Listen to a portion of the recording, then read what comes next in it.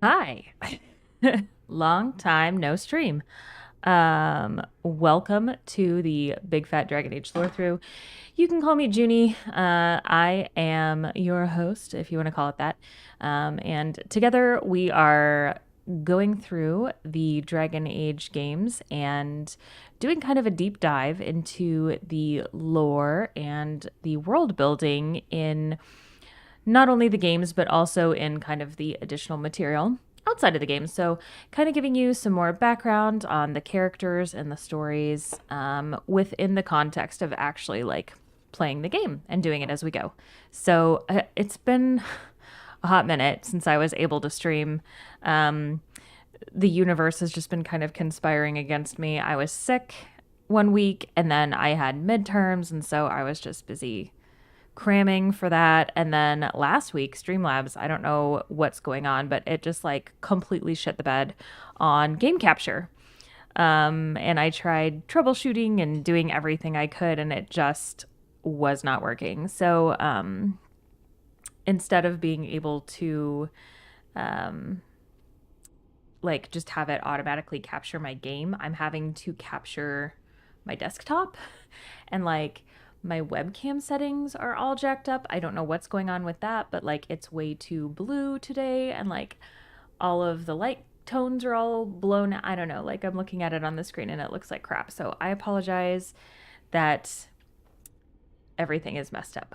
But the important thing is we'll be able to play, we'll be able to talk about some lore, and we will be able to hopefully um, finish Redcliffe and then get to the circle to start working on our mission with the mages tonight. So we'll see how far we get. I'm a little bit late getting started because of the webcam issue. I had to try disconnecting it and fiddling with the settings and I still didn't get it right. So at a certain point it's like I could keep dicking around with this or I could just play the game and have some fun. So we're just going to deal with lower quality today and get some game done. So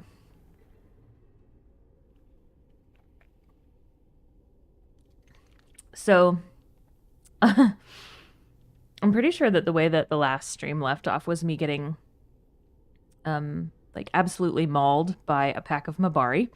So um and I had been talking for a couple of episodes about wanting to get kind of a kill switch mod, which is a total cheat. I will cop to that. But I also don't give a fuck because, as I've said, I've played and beaten all of the games on a few different difficulty levels. And when I started, I was doing it on console where mods were not an option at all. So I have definitely beat them all without cheating a few times. And you guys aren't here to see me freaking struggle to get through battles. You guys are here to talk about lore. And this will help us get through things a lot faster too. My hope is that we can get through these three games that, already exist before Dragon Age 4 comes out, and then we can kind of do a lore through as things are happening with the brand new game, which I think will be a lot of fun because you're watching me talk about this now, and I think it's kind of cool to go through with an experienced player and somebody who kind of knows the story like the back of their hand. But I also think it'll be fun for you guys to get to see kind of my reaction live to new story and sort of me connecting the dots to the lore as we play. So I'm very excited about that. But the three games that we have are going to take a while to get through. So, like, I think Inquisition in my completionist playthroughs, I want to say it's like 130 some hours. So, it's not a short game. So that one's going to take us a while. Dragon Age 2 is going to fly by because it's really short. But yeah, this one and Inquisition are a little bit longer. So me being a dirty, dirty cheater will also help us get through faster. So please forgive, but I am going to cheat. All right, so let's go and deal with these Mabari and hopefully actually get through it this time. Actually, real quick, I'm going to adjust my mic because it looks like it is a little on the loud side. So you guys get to see my extremely nerdy Dragon Age desktop That's the other thing I don't really like about this setup is that, you know, you guys have to see my dumb desktop every time I have to close the game out to like make an adjustment, but we do what we have to do. We're doing it for the lore. Okay. Here we go. Let's unfortunately go and kill some puppies. Not my favorite thing. All right.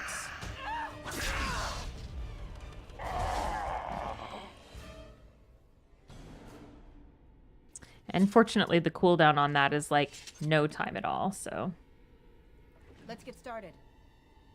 Let's do. I agree. Okay, so bust in here.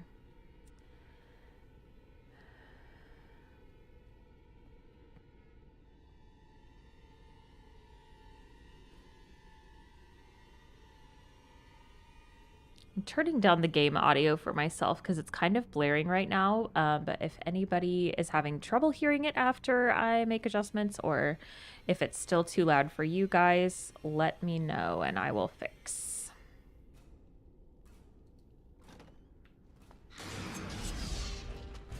Right. Maker be praised. Maker be praised indeed. Like the fast.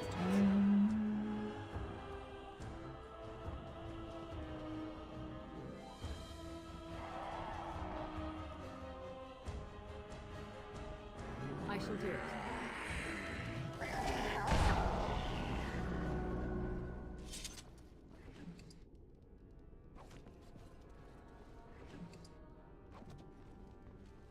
Leveling up off of doing no work. And I am not sorry. Okay. See if there's anything interesting to look at. I don't know if we got to take a good look at the castle the last time we were here. Little horsey.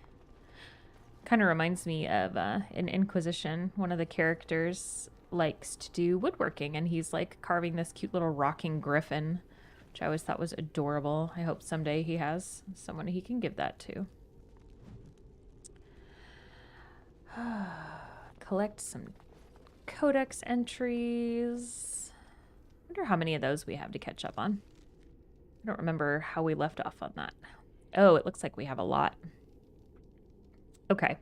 Let's get through Silly Redcliffe, and then we will work on that. Because, yeah, we have a lot to catch up on.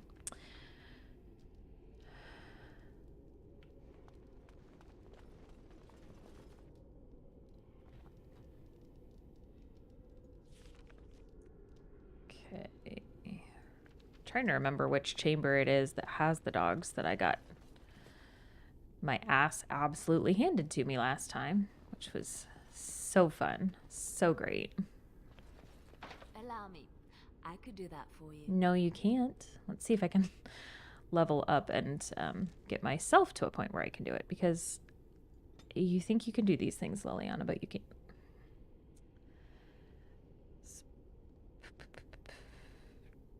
I guess Constitution doesn't really matter if I'm cheating. I guess none of this really matters a whole lot if I'm cheating, except for like lockpicking and stuff, so.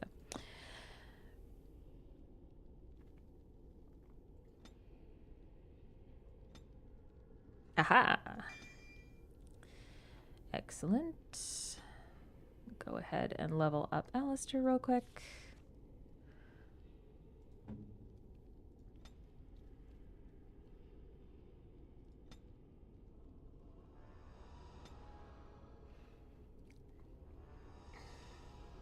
Needs more constitution.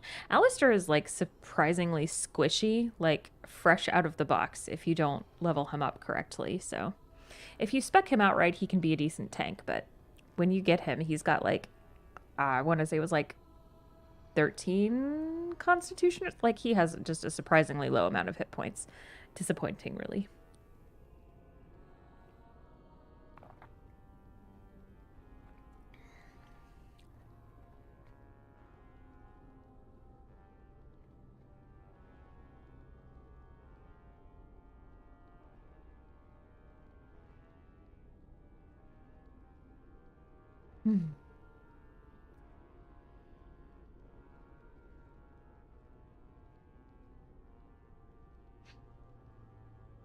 Let's go with this. Okay. Oh, did you have something that I didn't get to? What did I not level up on you? My dude? Oh, apparently I just left an attribute point hanging around. Okay, there we go. Allow me. I could do Still? that for you. You really can't, girl. I admire your confidence, but it's misplaced. Okay. This is a nice little sitting room. Little furs on the couch.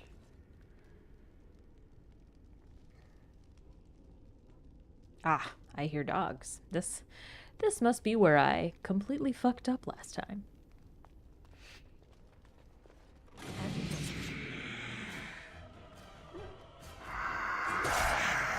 Let's get started. Give it good. Get finished. Right.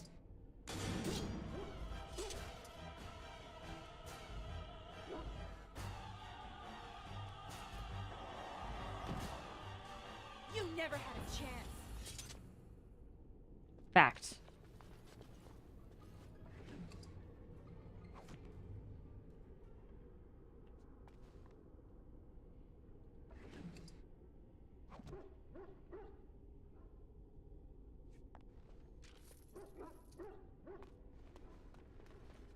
Ah, you know what? I almost forgot. There was another mod Trap. that... Oh, where? Oh, yeah, I see it. There was another mod that I was thinking about grabbing too that actually lets you have your dog companion like the whole time. As like, and you don't have to sacrifice one of your slots for it. Like he's just a fifth party member. And I had meant to grab that one and I forgot. So I will try to remember to do that next time so that we can always have our Doge.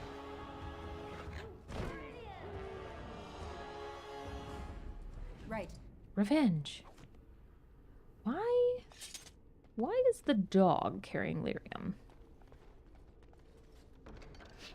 I have questions. Ooh, got some more war paint for our puppo. That's cool. Very cool, very cool.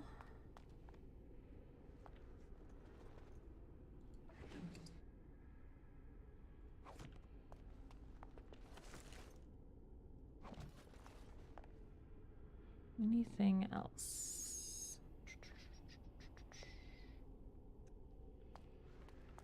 All right. Let's go back out.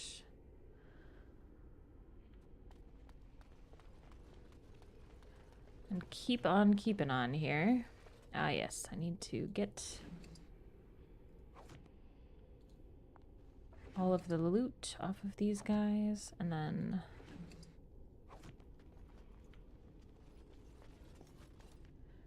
see if I can disable this. This should be easy enough.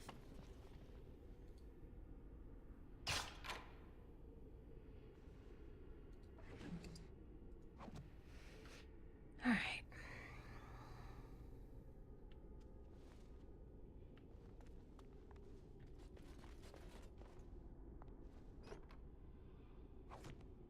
Right. Don't really need health poultices, but if nothing else, we can sell them. Free money.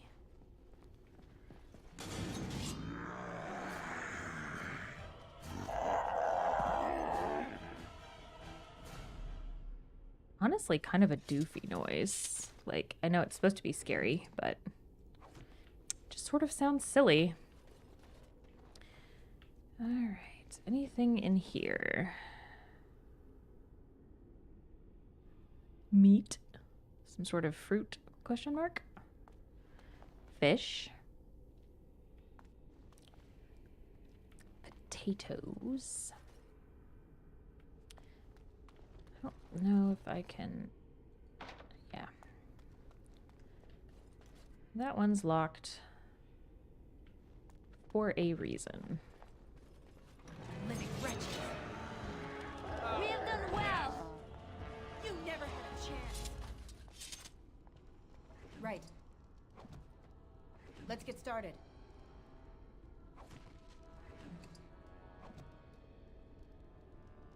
As you wish.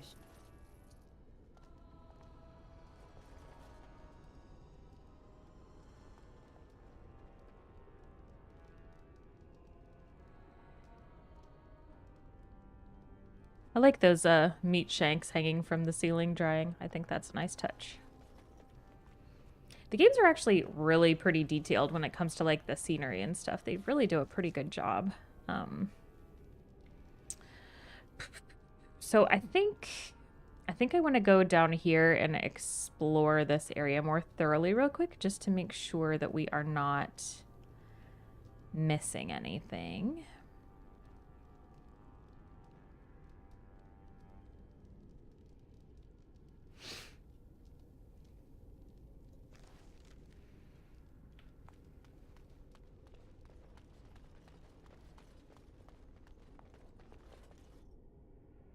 That's, oh, that I can't. Just kidding. That's that room that I can't get through. So, never mind. I'm a dirty liar. Oh, there are some rooms that we didn't get through over here, though. So let's hit those. This should be easy.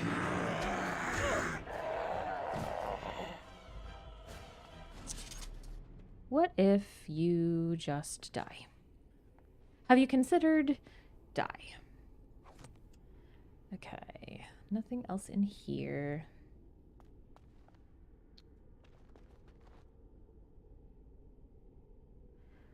Trying to decide if that like bright red line underneath that pillow is a glitch or what's going on there. Kind of looks like a lightsaber lying on the bed.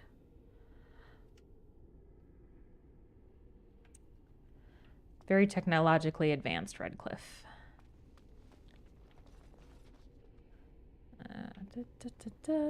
See what's up in here. This should be easy enough. It's Valena. Okay, so the blacksmith, when we were kind of getting everything ready to fight the oncoming hordes of undead in Redcliffe Village, and we talked to the blacksmith and asked him to help us with kind of outfitting everybody with weapons. He mentioned that his daughter Valena had been working at Redcliffe Castle as, I think, one of Isolde's handmaids, I think. So there she is. We found her. Let's get started. Send her back to her dad. Please, don't hurt me. Overreaction. Not gonna hurt you. Chill. Calm your tits. I'm sorry. I'm so frightened. These monsters are everywhere. My name's Valena. The Arlessa's maid. Is she all right? What happened to everyone? I don't give a fuck if she's all right. The smith's daughter? You know my father. I want to go back to the village. Is there a way out of here? But the monsters. I killed him. I'll find my You're good. way. I can run fast and I know the castle. Thank you. Book it, girl. Before more monsters come. Okay, so there's that.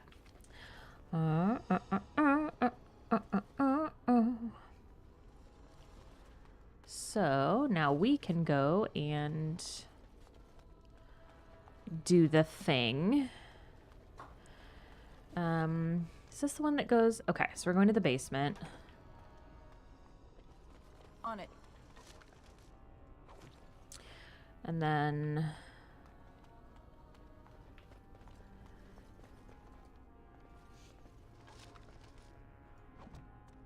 we eventually need to make our way to the like main throne room type place.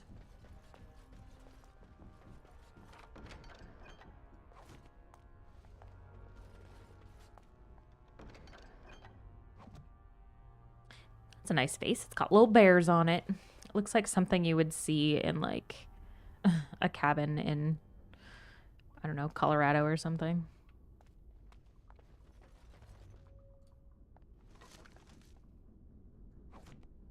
Arl Eamon has been shopping at the Rocky Mountain Gifts shop, apparently. As you wish. Ooh. Steel bracers have exquisite carvings of warhounds on them.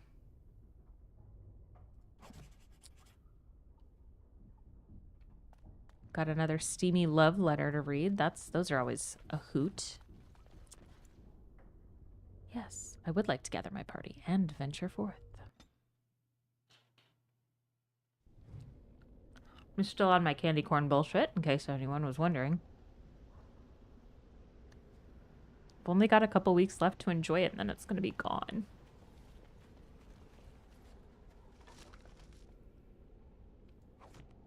I do like candy canes, though. I'm excited for candy cane season. It took me way too long to realize that... Wretches.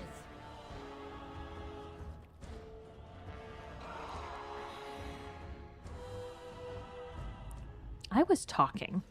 It took me way too long to realize, though, that, like... On it.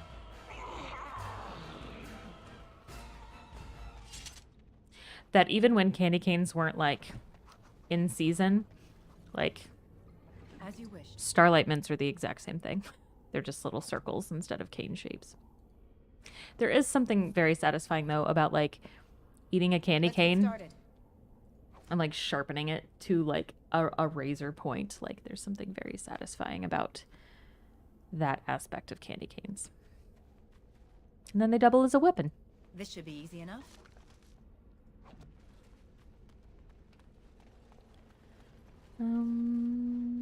Yeah, there's nothing else over here. Okay.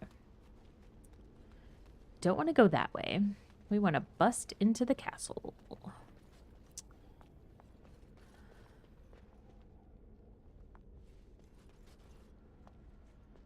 Their bows are very strange.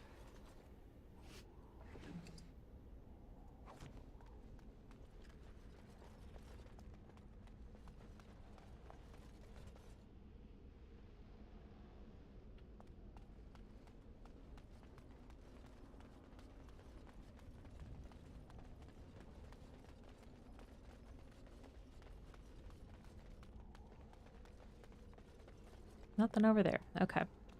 I wish they'd been able to... So when we get to Denerim later, like, Denerim's a fun area of the world, but, like, the city is not as large or as detailed as I think anybody really wished that it would have been, including the devs. Because it's hard to do cities and do them well and make them not complete memory hogs because they're just so intensive graphically. But I do wish that they had been able to put in, like, the level of detail in all of Denerim that they do in this, like, one scene of the exterior of the castle. Like, the texture on the stone is really good, and, like, the wood, like, just, it's very nicely done. And then you get to Denerim, and it kind of looks like one of those movie sets where it's just, like, painted wooden facades of buildings propped up with sticks. No offense, BioWare devs. I love you. It's a great game. That part's just kind of a bummer.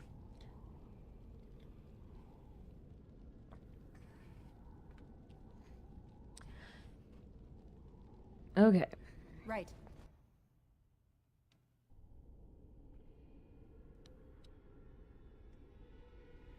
I don't think there's anything in the foyer here. There is not. Another one of those Celtic knot rugs that they're so fond of in this place.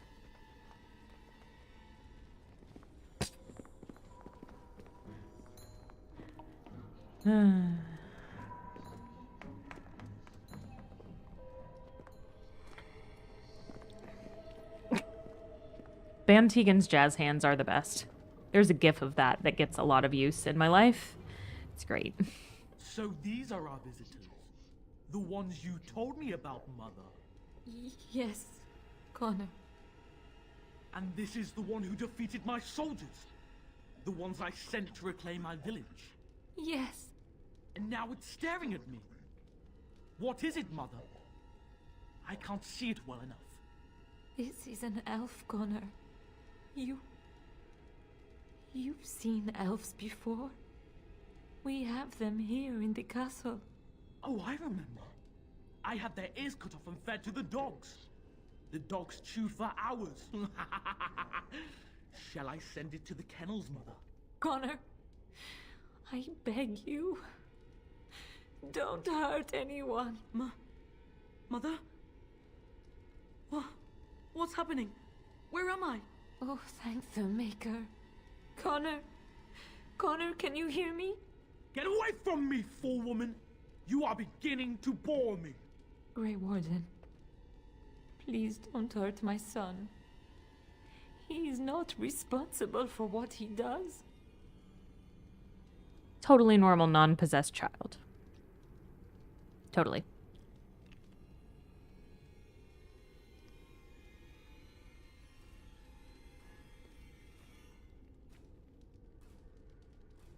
So he's the evil horse you spoke. No! Don't say that! The shoe fits. So, the boy has become an abomination and sundered the veil. Connor didn't mean to do this. It was that mage, the one who poisoned Demon. He started all this. He summoned this demon. Connor was just trying to help his father. And made a deal with the demon to do so? Foolish child.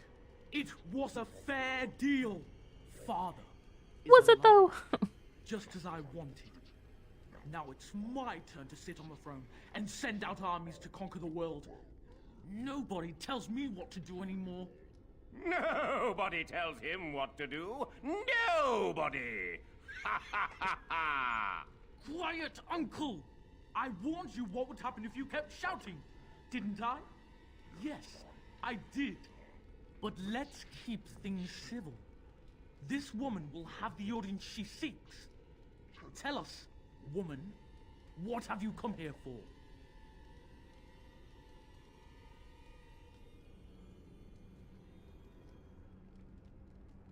Came here to help. Don't shoot. To help me? To help Father? To help yourself? Which? We'll say it's Dad, because that's true. So you're a concerned well-wisher. Why didn't you say that in the first place? All this sneaking around and killing is so unnecessary. But Father is so very ill. We really shouldn't disturb him. Isn't that right, Mother? I don't think... Of course you don't. Ever since you sent the knights away, you do nothing but deprive me of my fun. Frankly, it's getting dull. I crave excitement and action. This woman spoiled my sport by saving that stupid village. And now she'll repay me.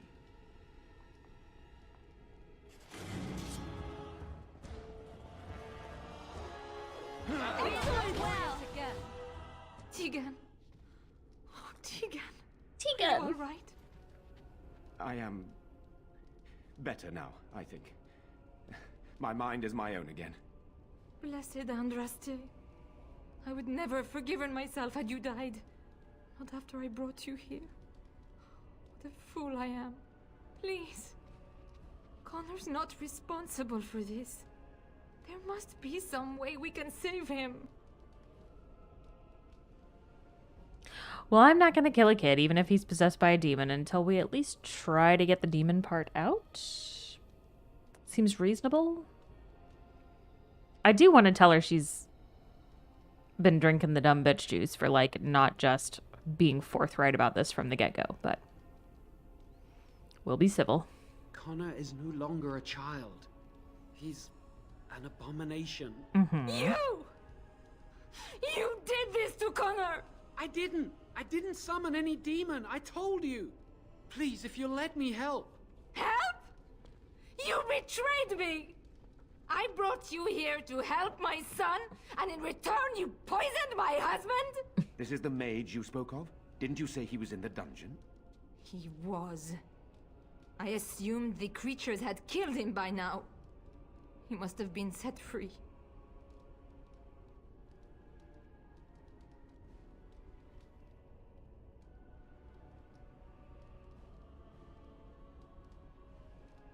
Thought he'd be useful, seeing as he helped start this.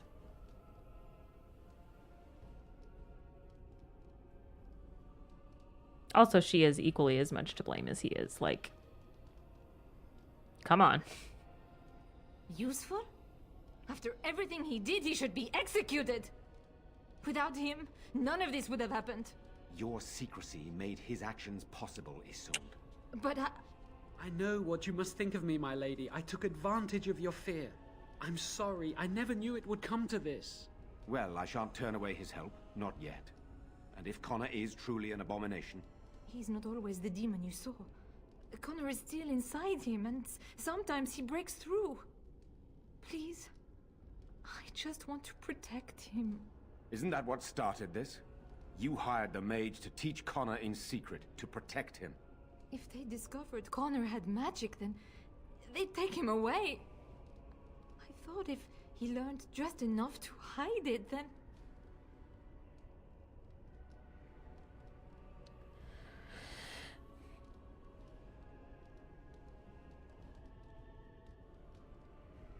Where is Arl Eamon?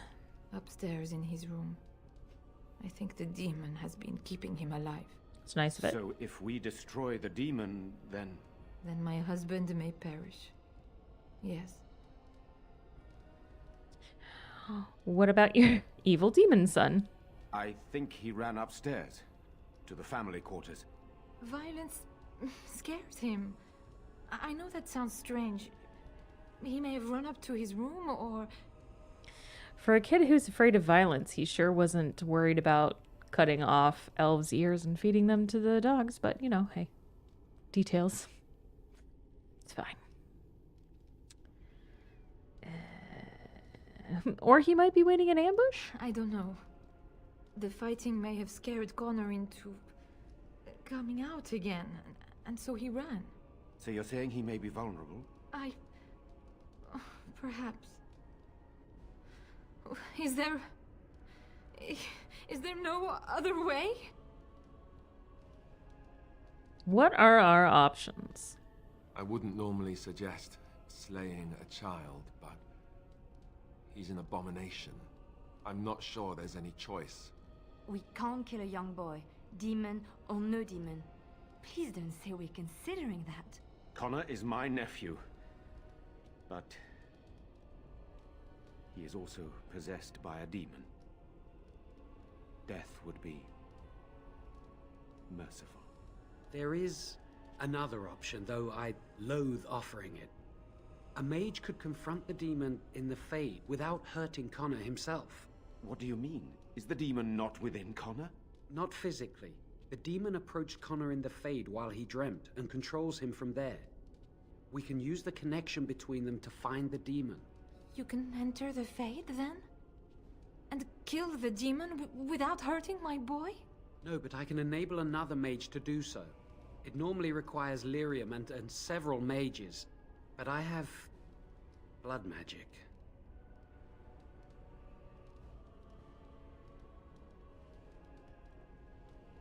What difference does that make? Lyrium provides the power for the ritual, but I can take that power from someone's life energy. This ritual requires a lot of it, however. All of it, in fact. Isolde. So... someone must die? Isolde. Someone must be sacrificed? Her. Yes, It's fine. and then we She's send right there. another mage into the Fade. Do her. I can't enter because I'm doing the ritual. Maybe I shouldn't have said anything. It's not much of an option. I mean, Connor gets saved. Isolde gets what she deserves. Like, we don't have to put up with her ever again. Everybody wins. I'm just kidding. We're not going to do that. But is there no other method? The power has to come from somewhere, and that means either lyrium or blood. Then let it be my blood.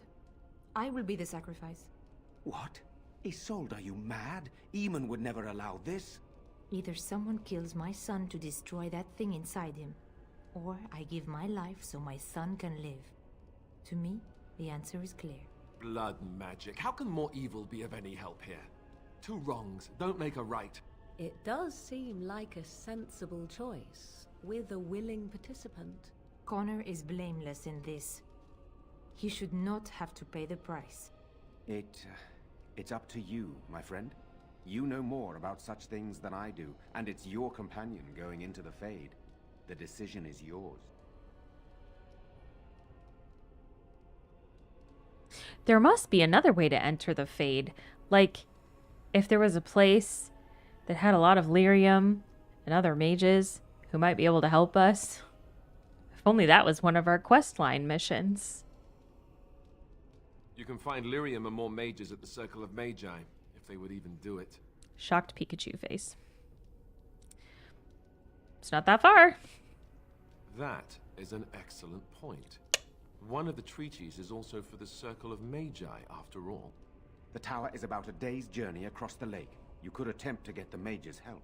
How big is What this will lake? happen here? Connor will not remain passive forever. Like, Lake Calenhad's not that big. I'm trying to remember, like, what the equivalent of, like, you know, an inch on the Thetis map is in, like, real life miles, but I just can't see it being a day to get across that lake. It's not that big, but whatever. I feel like a lot of the distances and, like, travel time stuff kind of got retconned as the games went on, and they sort of figured out how they actually wanted the world to be laid out. I am actually working on a map as well for us to use, like, when I'm talking about different locations that I can just, like, pop on and, like, show you what I'm talking about. But it's not done yet. But when I do that, I'll try to remember to put, like, a key on there so that we can kind of mentally orient ourselves with, like, how many miles things are in between. So anyway, tangent. Well, you know what? You guys are just going to have to fucking suck it up and deal with it until I get back. You made this bed. I sold. Sleep in it. Also, I love how forthright Tegan has been about, like, calling her out and being like, hey, this is half your fault as well. Like, he comes back in, I guess minor spoilers. He comes back in the third game, and he has some opinions.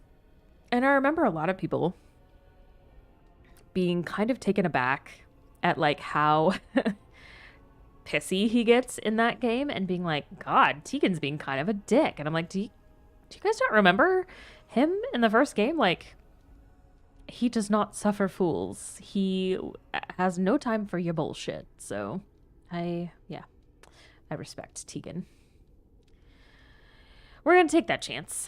Very well. I will keep Jowan here as a precaution. He says he wants to help, so he will keep an eye on Connor with us. Go to the tower quickly, then. The longer you are away, the greater the chances of disaster. Jowan also, fun fact, he features pretty heavily in the mage origin storyline, if you choose that for your character. So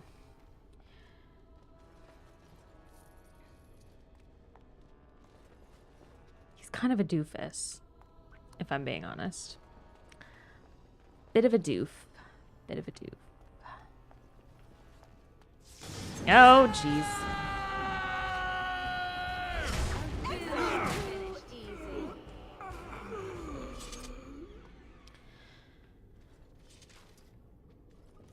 That was uncalled for. What the hell? Oh, I think there's a very special gift in here. Yeah. So, Alistair was talking about how his mother had this amulet, and, like, when Alistair got taken away to the Templars, he got really pissed off and he threw it against a wall and it shattered. And he thought he would never see it again. But looky here.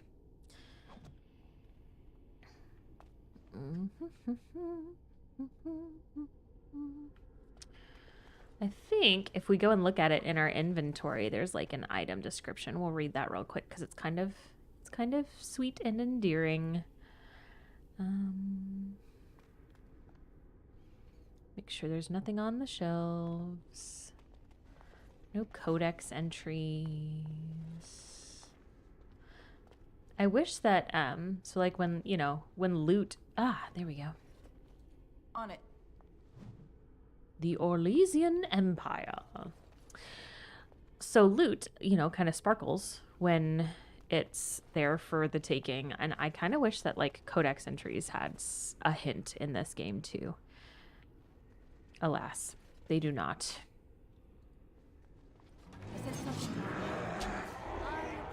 Die. Die away from me. Oh! Now we got the key. Oh, look, a little jacuzzi. Swanky. A gift.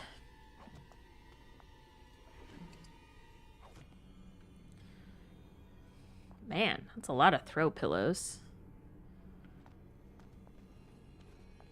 Little overboard with the throw pillows.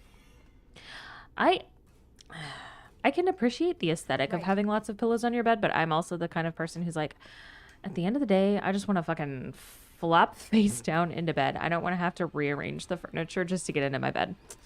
So I've never been a throw pillow girl. But apparently Isolde is. She's French. Makes sense. Okay, so now we're going to go back to that door we couldn't unlock. Hi guys, I promise I'm doing the thing. Just, you know. Oh yeah, we gotta go back through the basement. Ugh, annoying. Okay.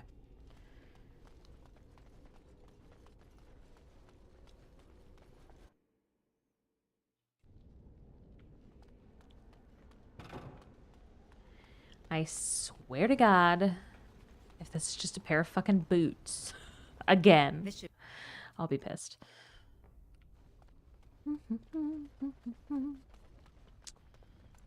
Yes.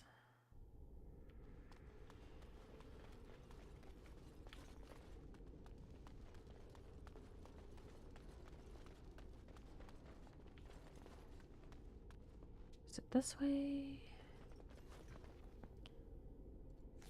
Am I going the right direction?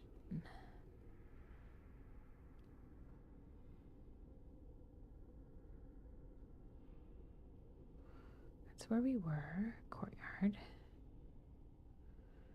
Okay.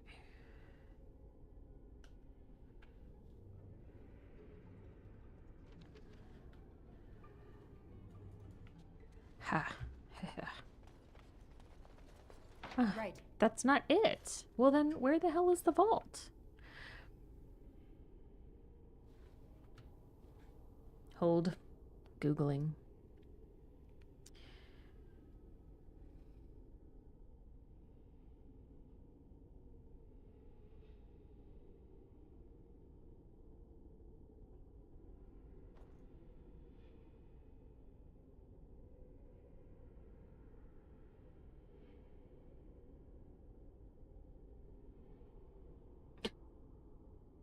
The description on this key is so heavy it could be used as a bludgeon.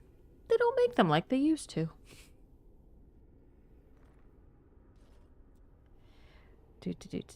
Key opens the vault on the second floor, which you can also lockpick with 60 cunning, blah, blah, blah. Ah, I bet that's the one that Liliana was like, I could do that for you.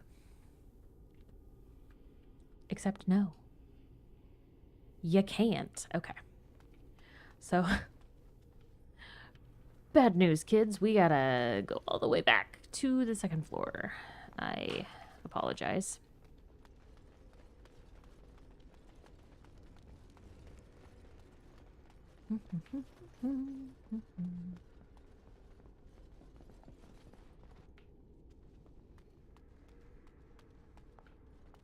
Oh, that's not where we want to go, because that'll take us downstairs. Hold on. Sorry, guys. Gotten all discombobulated.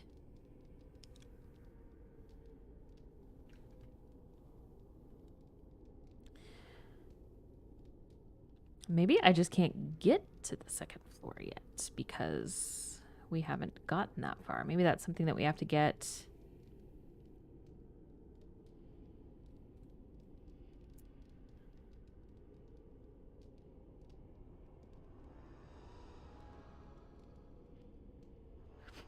So it says it closes after we finish the option to rescue Connor. So I don't want to get so far that we lose out on the ability to do that.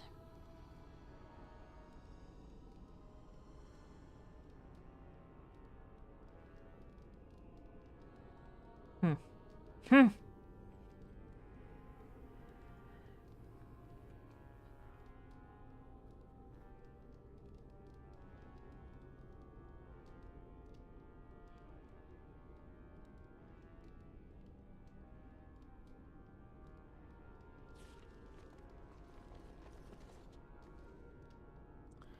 Wonder if I'm just missing a way to get to the second floor from where we are with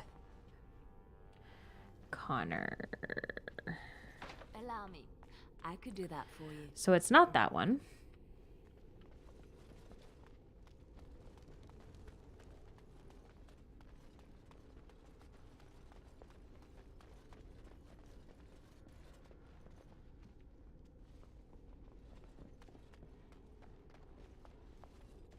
Yeah, so we can't get through here yet. Can't unlock.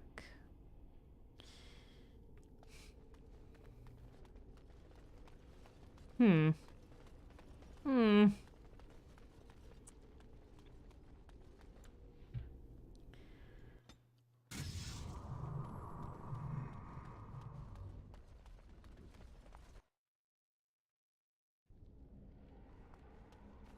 Go run up here.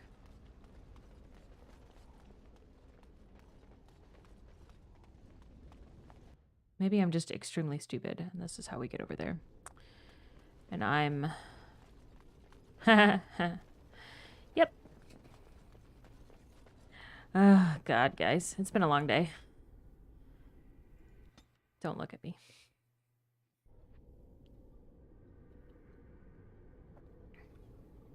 Okay.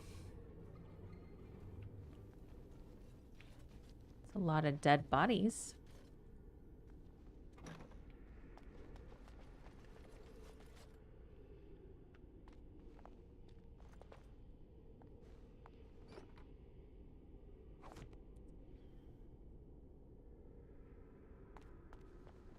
What's in the bowl? Nothing.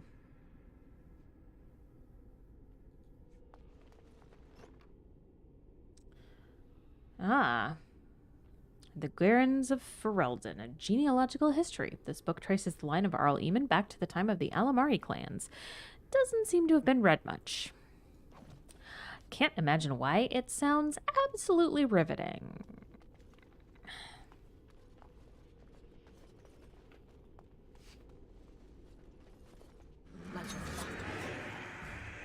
Right.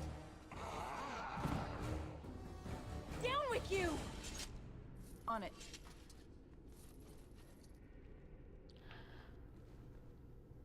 On it. On it. Okay, that's back to the main floor. Not where we want to go. What is that? What are you?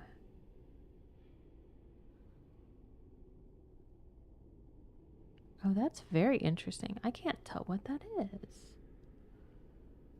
It looks like crystals. Oh, sorry. Back up. Yeah, like that green part looks like it has like crystalline growth on it.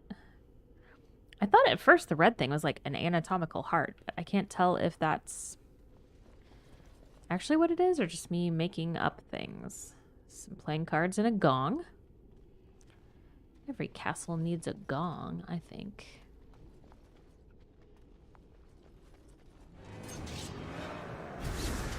Oh. The battle is finished. Next! Right. Corpse skull. I have a lot of corpse skull. Like, just ridiculous amounts. So I think Connor is up here somewhere. And I don't necessarily want to force a confrontation with him. But it looks like we are where we want to be anyway. This is the vault. So we'll see what's in here. On it. Lots of looty chests. Better be something good. No boots. Boots. Also a picture. So that, I think we talked about kind of what everybody likes for their gifts. So pictures are Sten's favored gift. So we will swipe that for him. My inventory is getting a little full. So we will definitely have to hit up Bodan when we get back to camp. Let's get started. Get him to buy some of our junk. Another rune. Eamon's shield. Could give that to Alistair. See if that's better than what he's got right now. Although I don't think... Oh no, it's his constitution that sucks, not his strength. Never mind. Don't listen to me.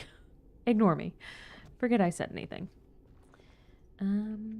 That's not a codex, is it? No, Morrigan, get out of the way. It's not. Okay.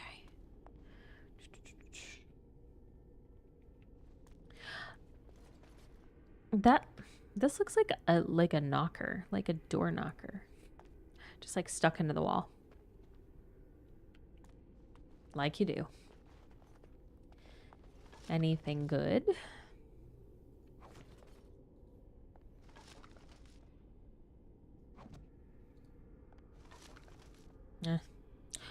Ooh. Wonder if there is a description on that in our inventory. So there's... Oh, it's just the mall. I don't care about that. Okay. There is a codex entry that I think we already got about the Black Fox, who's kind of like a Robin Hood type figure in the lore of Ferelden. Do I want to go this way, or do I just want to leave?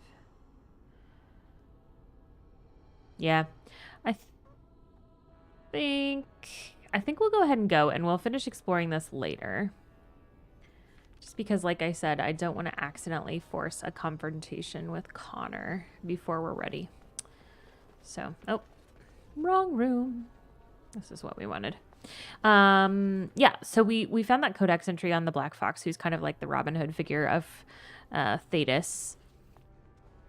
And I believe, if I'm remembering correctly, that that's like his bow.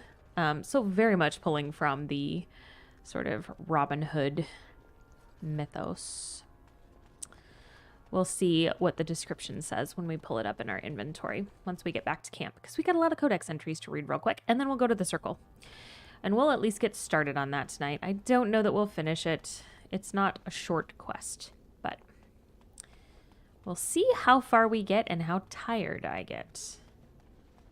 I had kind of a long and emotionally draining day at work. So, what's this? Caravan? Oh yeah, those are the little side quests.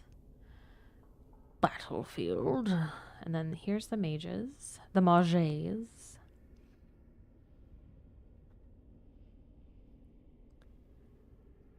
I thought did we get Shale? We have Shale. Why is it showing us? Can we still go back to Hanley? Maybe we can.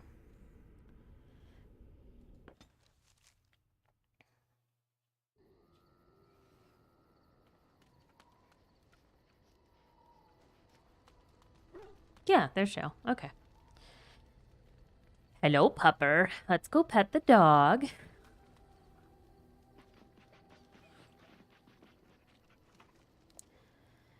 Trying to find a way through the earth, are we? You get it, baby. Did you find anything? Have fun. He's like, I will. Don't worry. Okay. Let's go sell some stuff real quick. Get it out of our inventory. See if anybody has any new dialogue today. Read some codex entries. If there's anything I can do for you, please tell me.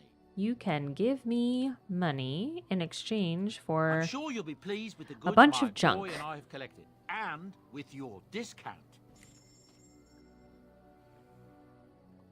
Okay.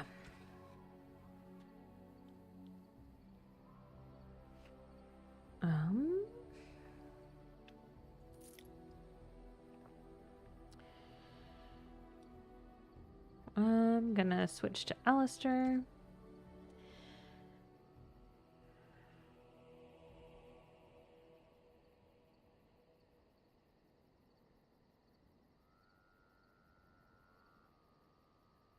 That's much higher damage. It doesn't have messy kills, but I think I can forgive that. That will sell. That will sell.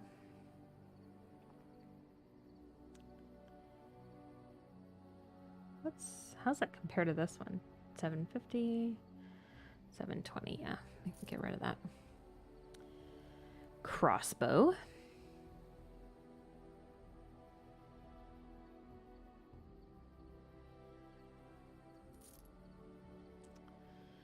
All right. I know we have a ton of armor that I'm never going to use.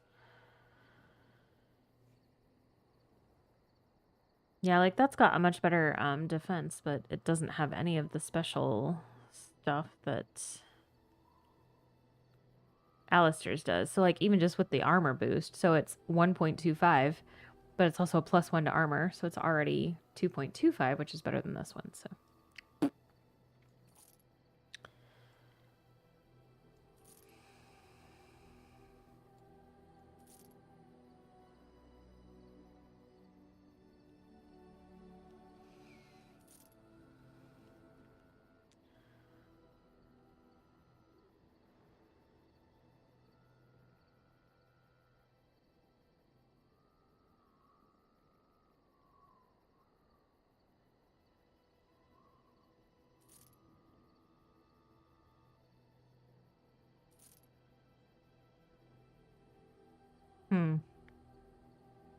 yeah. This ends up being quite a bit better in terms of defense than the one that he's got. Hold on to that. Cannot equip item on this. But what if I want to put a black leather collar on Alistair?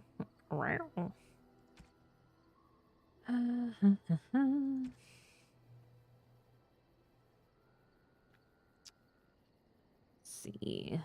These are all gifts. Don't want to give those away. Malachite. All the quartz. Vellum. I don't want to sell this because that's our kill switch. I think that's everything that's not a gift. I honestly don't know why I hold on to all the like potions and balms and stuff because I don't really use them, but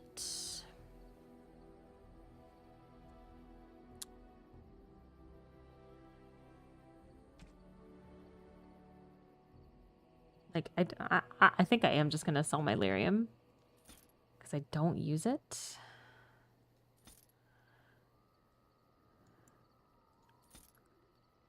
I'm not gonna use the poisons because I have a way to kill everything.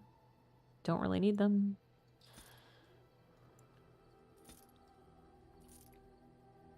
I feel like there's something like this in every game where I just literally never use it, and every time I get it, it's just like, oh, well, free money, I guess. There's just some things that are worth more to sell than they are to keep. Okay.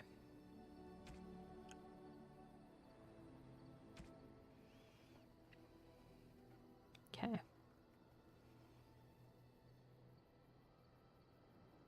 Cool. Okay. So I do want to check out that boat real quick and see what the description is and see if I'm right.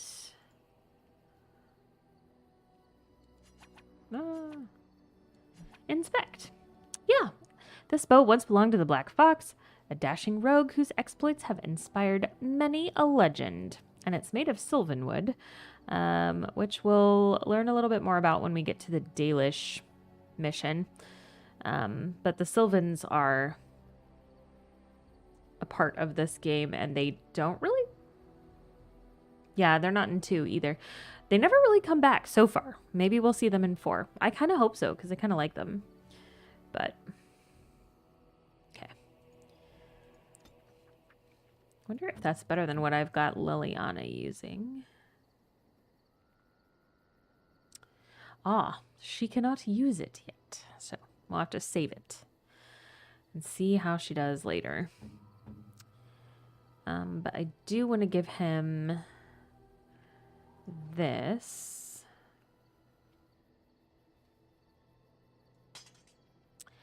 And Eamon's shield.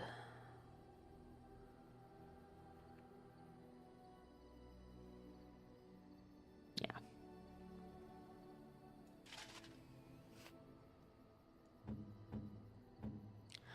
Hi, Markspawn.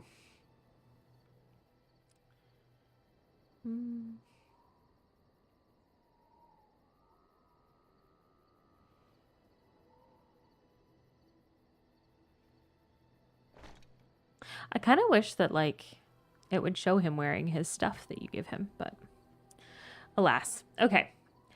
Trying to decide if I want to power through codex entries real quick and talk about lore stuff or do some companion stuff. I think we'll do some companion stuff real quick. Let's dole out some gifts and get some feel-good stuff from our companions, and then we will figure it out. I'm going to do Alistair last because I just am.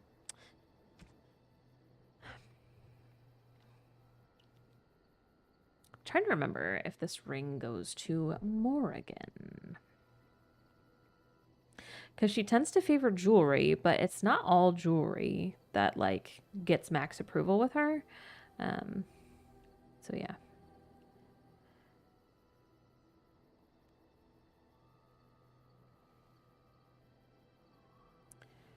I know the book goes to someone later.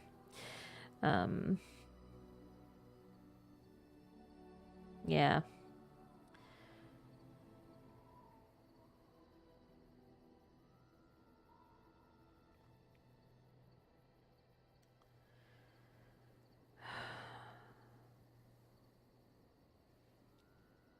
I love the fandom wikis, but God, the ads that pop up like right as the page loads, it just makes me instantly furious. Like, no, I just want to read this. Stop it.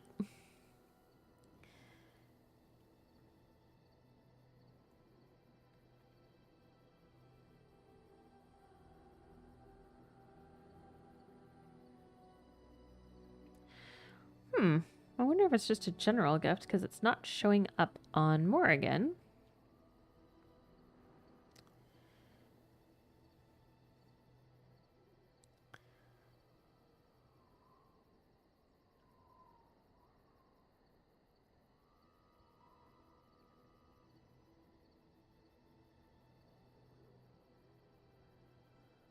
Yeah, it's just a generic gift that you can give to anybody.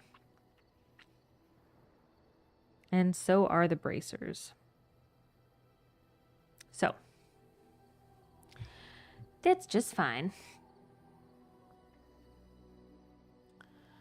So let's do the ones that actually do belong to somebody in particular. So we can give one of them to Sten. I am impressed. My thanks. You're welcome. We'll give this to Shale. Ooh, shiny. Ooh. And then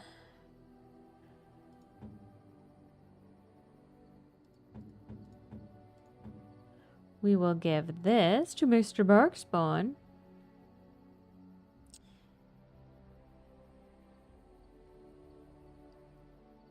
Okay. So giving Alistair this one is going to trigger a cutscene, I'm pretty sure. So we'll do that real quick. This is my mother's amulet. It has to be. But why isn't it broken? Ah, dang Where'd you it. find it? I forgot to read the description of it before we gave it to Alistair. So in the description, it tells you that it has been pieced back together and like very meticulously glued back into place. So somebody found it and collected all the little pieces and took the time to mend it. So found it in Redcliffe Castle in the study, in Arl Eamon's study. I wonder who put it together. Wonder who. Oh, The Arl study? Then he must have The very same. found the amulet after I threw it at the wall. And he repaired it and kept it. I don't understand. Why would he do that? Because he was kind of a shitty father figure, but he genuinely cared about you. Perhaps you mean more to him than you think. I guess you could be right. We never really talked that much. And then the way I left... Thank you. I mean it. I thought I'd lost this to my own stupidity. I'll need to talk to him about this if he recovers from his... When he recovers, that is. I wish I'd had this a long time ago. Did you remember me mentioning it? Wow. Huh. I'm more used to people not really listening when I go on about things. Of course I remembered, you're special to me. I love the Alistair romance, but some of these lines are like really cheesy. Just way too saccharine for me. Is this the part when the music starts and we begin dancing? Because I'm game. Where's the minstrels? Fucking goober.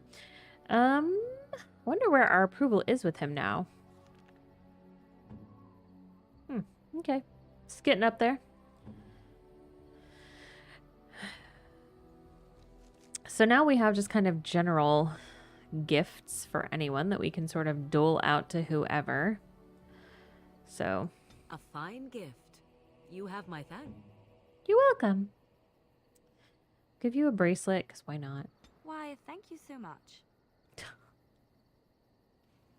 Kind of a lackluster reaction, but okay. We'll just do the bracers for Alistair. Oh, thank you. That's very nice. The generic gifts just really don't get too much of a reaction. So, which it's kind of like, oh, I found this thing and here, have it. It's not that thoughtful. I'll give them that. Okay.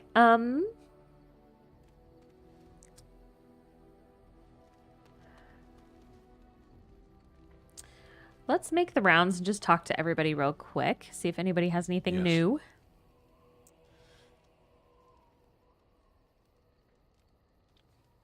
I feel like we kind of went through his line of questioning, but what were you doing in that cage? I feel like we've done this.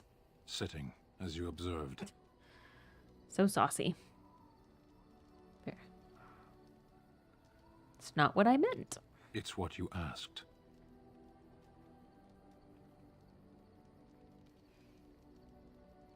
Are you going to answer my question? I did. Parshera, was there anything else? The question. I am hardly surprised. Don't be a butt. Why did you come to Ferelden? To answer a question. What was the question? The Arishok asked what is the Blight. By his curiosity, I am now here. What's an Arishok? The one who commands the Antam, the body of the Kunari. Did you find the answer? A portion of it. What was the answer? Were you not at Ostagar when the army was overwhelmed? That is your answer. Don't you have to report back then? Yes. When are you going to do that? Never. Oh, cool. I cannot go home. How come? It doesn't matter now. Can we move on? We keep the Darkspawn waiting. All right, fine. As you wish.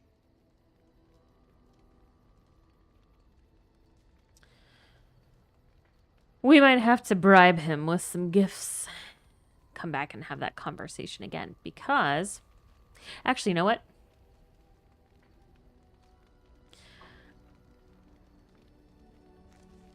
Let me see if we have his mission. Yeah, we don't. Okay.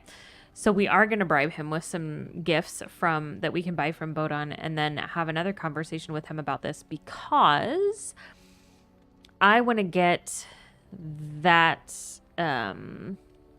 conversation over with before we go to see the mages because it's going to trigger something for his companion quest. So let's see what we can get. If there's anything I can do for you, please, please tell me. Let me see your wares. I'm sure you'll be pleased with the goods my boy and I have collected, and with your discount. Okay, so go to other.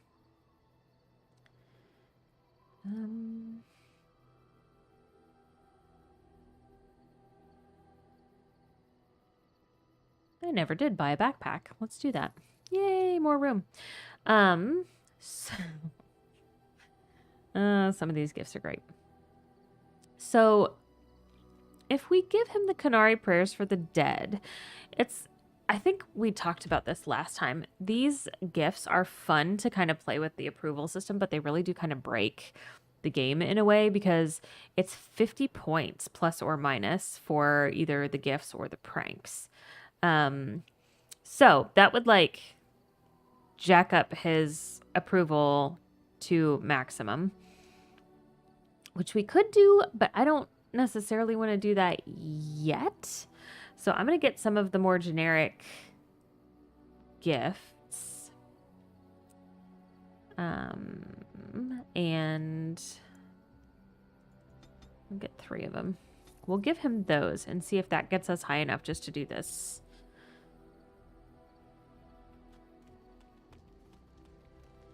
Just want to obtain his quest. Okay, so we'll scooch over to Sten. Give him some cakes. You have my thanks. You have my thanks. You have my thanks. You're welcome. Ooh. That's always nice. You are not quite as callow as I thought. That is unexpected. Thanks, I guess. You're welcome. Now will you tell me why you were in the cage? I caged myself. A weak mind is a deadly foe, as you are no doubt aware.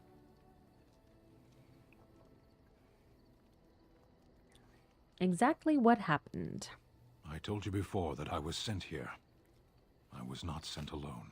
I came to your lands with 7 of the Beresad, my brothers, to seek answers about the Blight. We made our way across the Ferelden countryside without incident, seeing nothing of the threat we were sent to observe. Until the night we camped by Lake Calenhad. They came from everywhere. The earth beneath our feet, the air above us. Our own shadows harbored the darkspawn. I saw the last of the creatures cut down, too late. I fell. Sounds like what happened to me in Ostagar.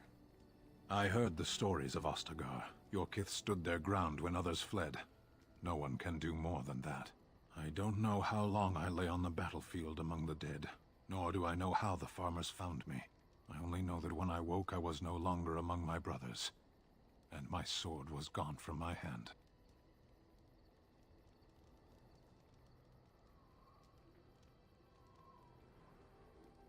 Probably dropped it on the battlefield. Logic. Perhaps. I searched for it, and when that failed I asked my rescuers what had become of it.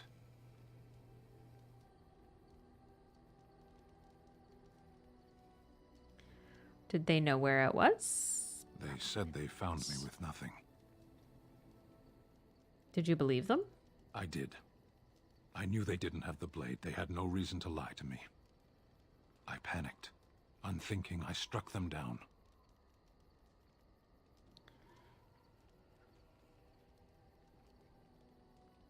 That's terrible. I know I cannot justify what I have done. My honor is forfeit. That sword was made for my hand alone. I have carried it from the day I was set into the Beresad. I was to die wielding it for my people. Even if I could cross Ferelden and Tevinter unarmed and alone to bring my report to the Arishok, I would be slain on sight by the Antam. They would know me as soulless, a deserter. No soldier would cast aside his blade while he drew breath. Couldn't you search for it? If I knew where to look, it would be in my hand now. Where did you fight the Darkspawn? Near Lake Calenhad. Well, good thing we're going there next. What a quinky dinky. We'll find it. Perhaps those words are empty, but thank you all the same. They're not. It's your companion quest. We're gonna get it. It'll be fine. All right. So there's that. Let's talk to Liliana. I must say that traveling with you has opened my eyes to how wrong some are about the Dalish. You are not at all savage, and I've not seen you snatch away women and children without provocation. The casual racism.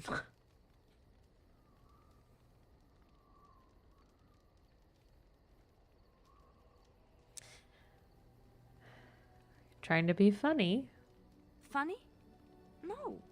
People actually do believe such things of you. If my people were more open to interacting with yours, we could do away with such misperceptions.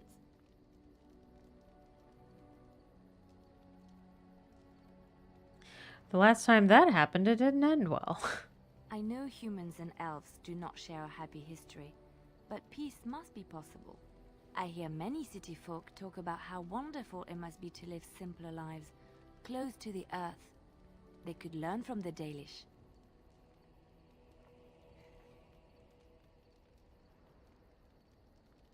So, Liliana doesn't mean anything by this, but when I play a Dalish elf, I do always kind of check her here because I think her response is interesting. So I always pick this response where I'm like, you know, we're not just here for you to study like we're some anthropology class. Like that's a bad take. So yeah. I'm sorry. I did not mean it like that. I wasn't trying to belittle your culture. I have met very few elves, and those that I have met were pledged to the service of Orlesian nobles. Slaves. They are serfs. There is no slavery in Orlais. Tomato, tomato. It's the same thing. Elven servants are well compensated for their services. Some of them live richer lives than humans. A well-trained elven servant is highly valued in Orlais. They are nimble and dexterous, and many people find them pleasing to look at.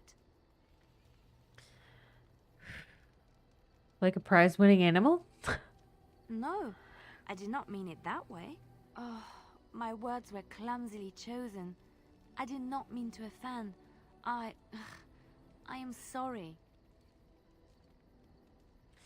I'm elven, but more than that, I'm a person.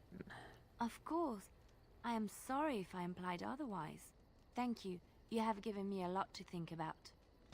So I love... I mean, I just kind of love this about Liliana in general. I got very little approval for that. Because I think you do get some disapproval points if you kind of push back. But Liliana in general... And we've sort of talked about this a little bit before, but like she doesn't just accept the status quo because it's comfortable. She actually takes the time to think over, okay, like, what do I actually believe?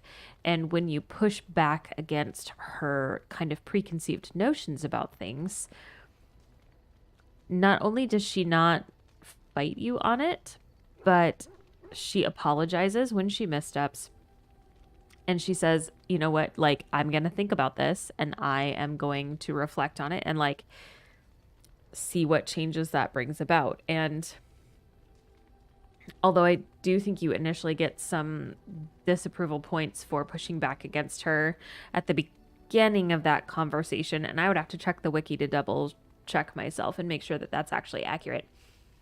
But I think it's one of those deals where like it goes down, but then she gets approval. She gives you approval back.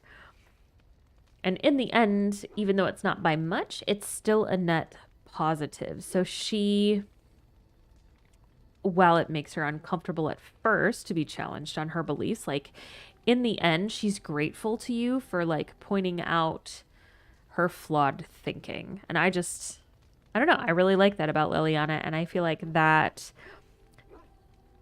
kind of attitude and that willingness to reconsider her preconceived notions, it really helps her grow as a person throughout the series. So anyway, I love Liliana. there's my soapbox about how great Liliana is. So, okay. Let's go talk to Morrigan. See what she's got going on. I love this little copse of trees over here. Just find this a cute little area. I wish that was where my tent was. But no. What up, girl? How are your vials of suspicious red liquid doing over here? What do you wish of me? I'd like to discuss something personal. We are in camp, so 'tis as good a time as any. Oh. I don't want that one. That's mean. Never mind. Nothing. What do you wish of me? Let's ask something else. If you must.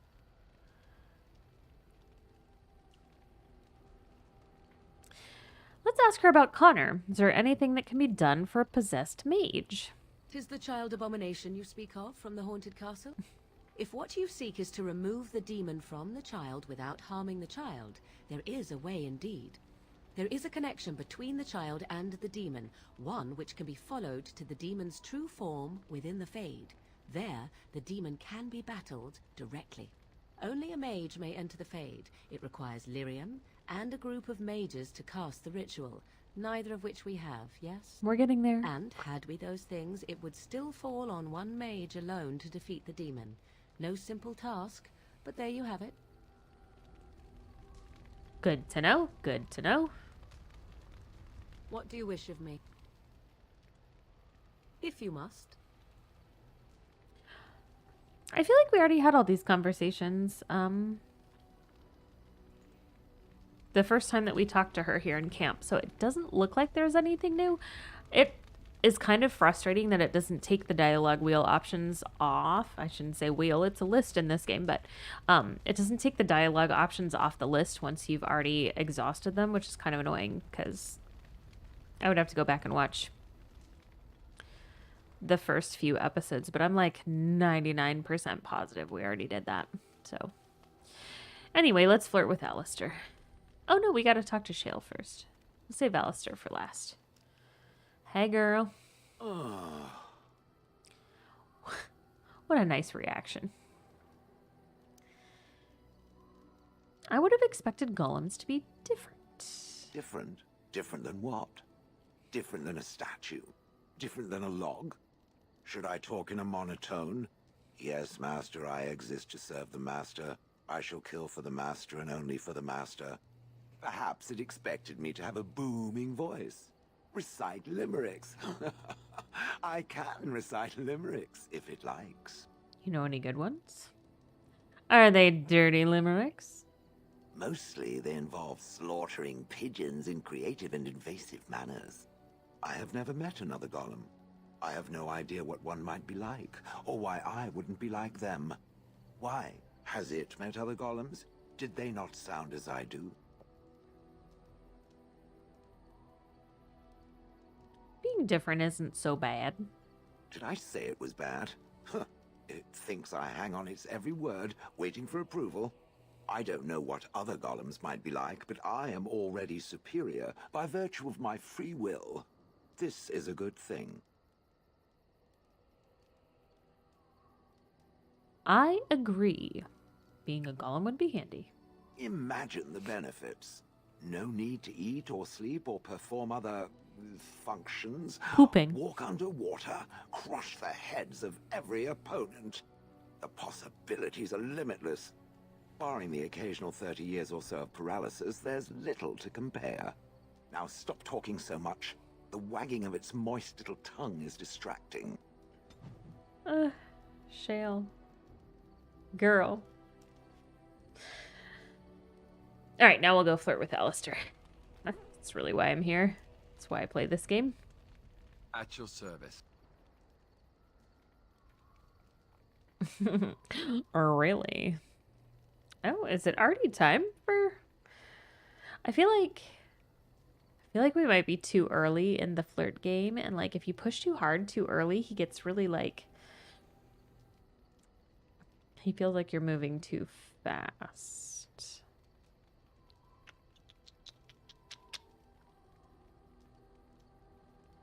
Let's see if there's any new questions to ask.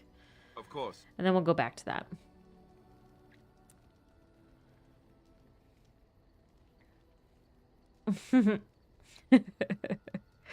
We're going to ask that one in just a second because it's a really good one. But we haven't gotten to talk to him about being a prince yet, so we'll do this one first. But yeah, that one's coming. Don't worry.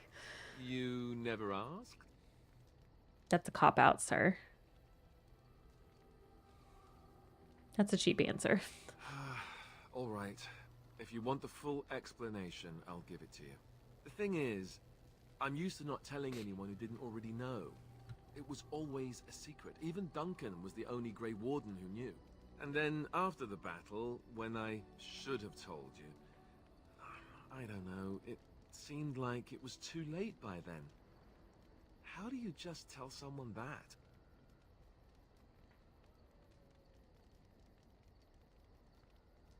How about, by the way, I'm the heir to the throne? Yes, well, I suppose part of me kind of liked you not knowing. Why? What happens when people find out? They treat me differently. I become the bastard prince to them, instead of just Alistair. I know that must sound stupid to you, but I hate that it shaped my entire life. I never wanted it, and I certainly don't want to be king. The very idea of it terrifies me.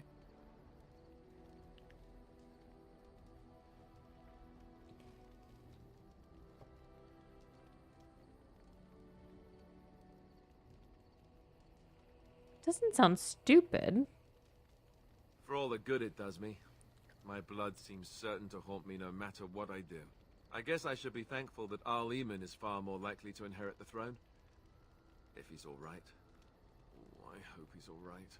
For what it's worth, I'm sorry for not telling you sooner. I guess I was just hoping that you would like me for who I am. It was a dumb thing to do.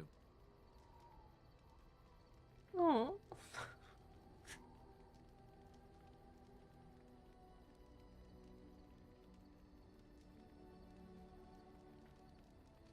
No harm done. I guess it's kind of a relief that you know now. Let's go. Poor Alistair. All right. So, let's do a little codex entry catch up. Sorry, words. Because we have a lot to catch up on. So let's do that real quick. Give me 2 seconds.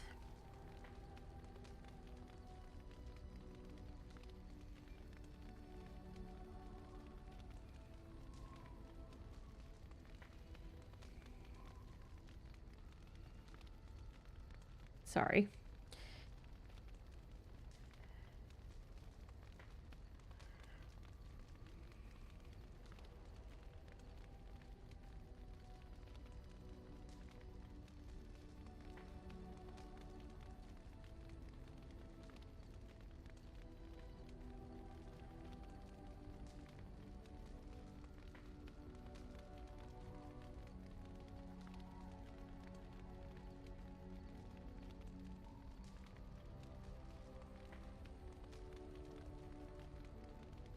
Sorry, had a text that I had to reply to. Okay, that's done.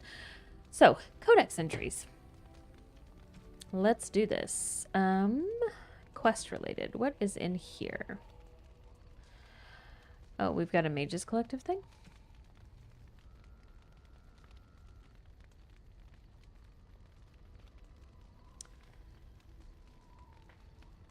So I know that we talked to the Mages Collective person. Okay. Despite the Loyalists' grasp on the Mages' political community, many Libertarians and Equitarians have begun to see eye to eye with respect to the Chantry's role in a Mage's daily life. A growing number of Mages, particularly those whose magic never strays from the Maker's mandate, feel that the Chantry's constant oversight is a burden upon their creativity and their very will, and one that hinders their ability to do their work. These mages, along with a number of hedge wizards who work their arts outside of the Chantry's influence, have formed a shadow guild of sorts, a mages collective, wherein members can submit requests and have them seen to without judgment. This collective manages to work in relative secrecy, their members discreet, and their clients anonymous. As of yet, this collective has seen no sanction from the Templars, and there's been no sign that its members are practicing magic of which the Maker would not approve.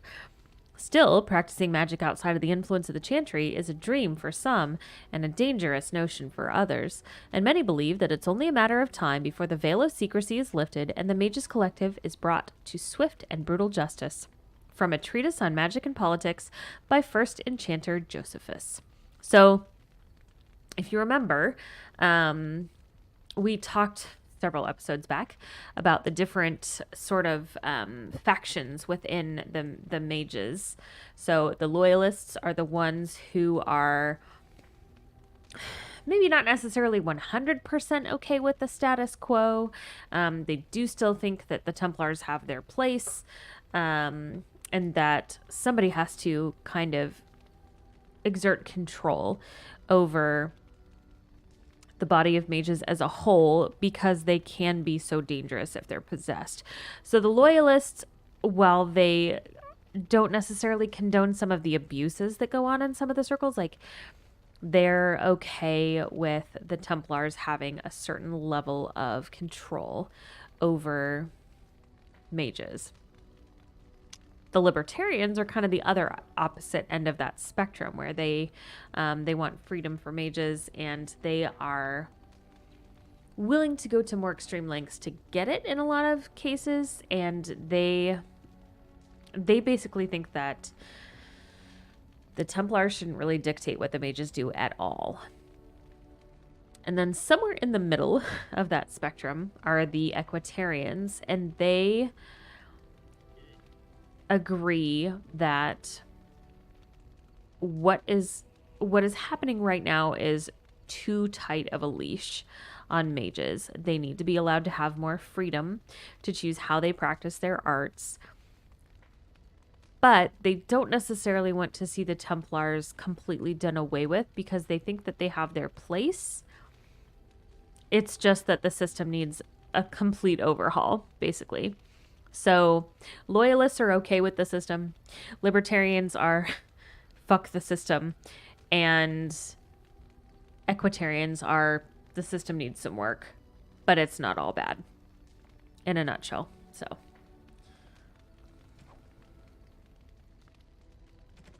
see what creatures we got. Corpses. I bet you guys can probably figure out what corpses are about. And then revenants. We'll do corpses first. To anyone who doubts the wickedness of blood magic, I say, with your own hands strike down the corpses of your own brothers who have fallen in battle to a Maleficar. Then we may discuss morality. Knight Commander Benedictus in a Letter to the Divine, 546, Exalted. So that was the age of the Fourth Blight. The walking dead are not, as the superstitious are wont to believe, the living come back for revenge. They are rather corpses possessed by demons. The shambling corpse, controlled by a demon of sloth, causes its enemies to become weak and fatigued. Corpses possessed by rage demons go berserk and simply wade into their opponents mindlessly. So that would be like your enraged corpses. Devouring corpses are held by hunger demons and feed upon the living. The more powerful demons rarely deign to possess a dead host. So I think it might have been mentioned previously that, like, of the different kinds of demons, some of them have kind of a higher level of cognition. So, like, your envy demon, your pride demon, your desire demon, those ones are the ones that are much more, I guess, higher level of intelligence. And then sloth, hunger, and rage demons are more animalistic. Like they're more like a lizard brain type of demon, where they are controlled by impulses, not necessarily able to sit there and like calculate and think through things in the way that some of your more clever and, because of that, manipulative sorts of demons are. Revenants. An entire unit of men all slain by one creature. I didn't believe it at first, your perfection, but it appears this is so. We have a survivor, and while at first I thought his ranting's pure exaggeration, it appears to be no simple skeleton. The descriptions of the creature's abilities were eerily similar to those of our brothers at Marnus Pell eerily similar to those our brothers at Marnus Pell encountered almost a century ago. Men pulled through the air to skewer themselves on the creature's blade, and attacked so quick that it was able to assault multiple opponents at once. No, your perfection, what we have here is indeed a revenant, and nothing less. From a letter to Divine Amaro III, 571 Exalted. A revenant is a corpse possessed by a demon of pride or desire, making it amongst the most powerful possessed opponents that one can face. Many possess spells, but most are armed and armored and prefer the use of their martial talents. They're weak against physical attacks, but regenerate quickly and commonly use telekinesis to pull opponents into melee range should they try to flee. Revenants also have the ability to strike multiple opponents surrounding them. Stay at range if possible and strike quickly. That's the only way to take such a creature down. So this is what happens when you do have a corpse that's possessed by one of these demons of a higher intelligence level. It becomes one of these revenants, which is much more powerful. So like they said, they have ranged attacks. And they also have, so their ranged attack is kind of like a grappling hook situation where they reach out and pull you in. And then they also have area of effect attacks too. I like that they kind of cleverly work in the, sort of the fighting strategies against their creatures by like working it into the stories and the lore that they tell when they give the creature descriptions. It's actually pretty clever. So the revenants, I think, are much more of a pain in the ass in Inquisition. Like, they're annoying. Alright, what do we got in magic and religion?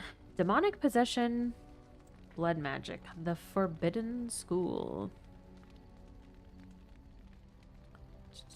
Did we go over apostates?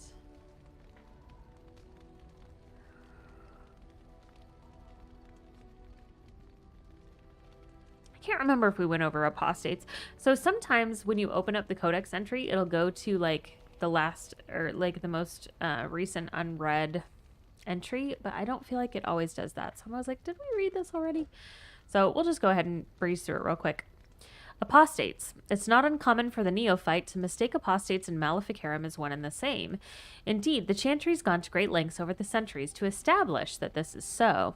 The truth, however, is that while an apostate is often a maleficar, he need not be so. A maleficar is a mage who employs forbidden knowledge, such as blood magic and the summoning of demons, whereas an apostate is merely any mage who does not fall under the auspices of the Circle of Magi, and therefore the Chantry.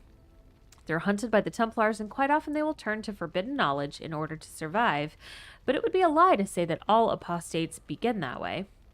Historically, apostates become such in one of two ways. They're either mages who have escaped from the circle, or mages who were never part of it to begin with. This latter category includes what we tend to refer to as hedge mages, those with magical ability out in the hinterlands who follow a different magical tradition than our own. Some of these hedge mages are not even aware of their nature. Undeveloped, their abilities can express themselves in a variety of ways, which the hedge mage might attribute to faith or will, or to another being entirely, depending on his nature.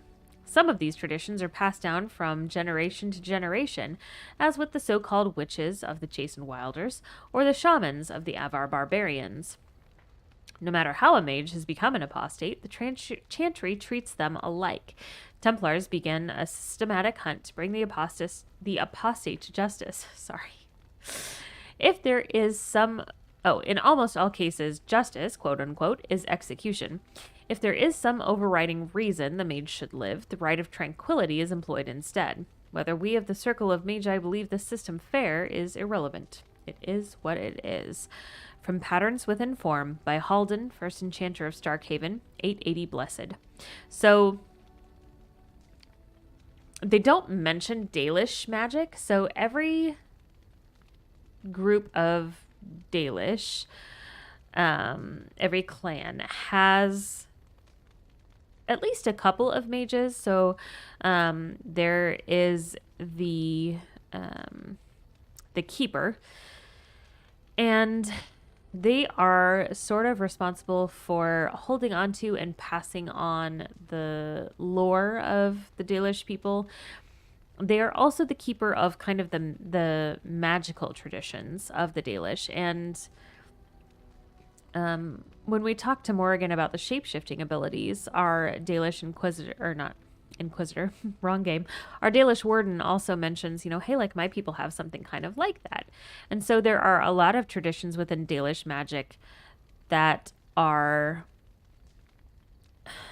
I guess, not as acceptable in chantry-controlled mages. So Morrigan, being a witch of the wilds, is considered a hedge mage because she is operating outside of the system of the chantry. And although it doesn't really mention them, I think the Dalish would be considered that as well.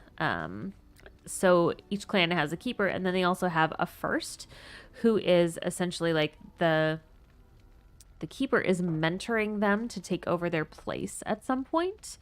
So they're kind of like the second in command in terms of magic within the group.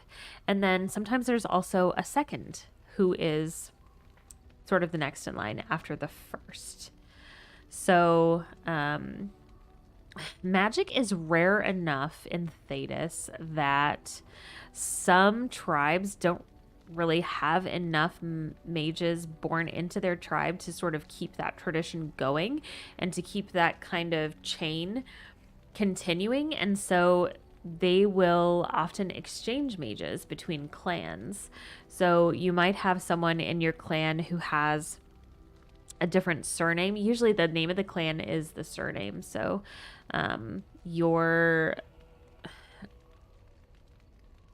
although I guess that's not always true. So your Inquisitor is a Lavellan from the Lavellan clan. In this game, your clan is Sabre, but your surname is Mahariel. And I can't remember how it shakes out that way. Whether maybe one of your parents was related to someone who was brought in as a mage and who, because of that, had a different surname. But anyway, they kind of do these like mage exchange programs, for lack of a better word, where if one clan has kind of an abundance of mages born into them, they will actually give some of those mages to other clans so that they can be educated in Dalish magic traditions and continue to pass on those traditions by eventually sort of getting promoted to becoming keeper of that clan. So I think that by chantry rules, they would be considered hedge mages, though of course the Dalish wouldn't consider themselves that because, like, who gives a fuck about your chantry? Like, whether or not I exist within that definition of your chantry does not define who I am as a mage. Like, that kind of idea. Like, I don't think they would give a fuck about that. But the chantry would probably consider them hedge mages, so. Blood magic. The Forbidden School. Foul and corrupt are you who have taken my gift and turned it against my children. Transfigurations, chapter 18, verse 10. The ancient Tevinters did not originally consider blood magic a school of its own. Rather, they saw it as a means to achieve greater power in any school of magic.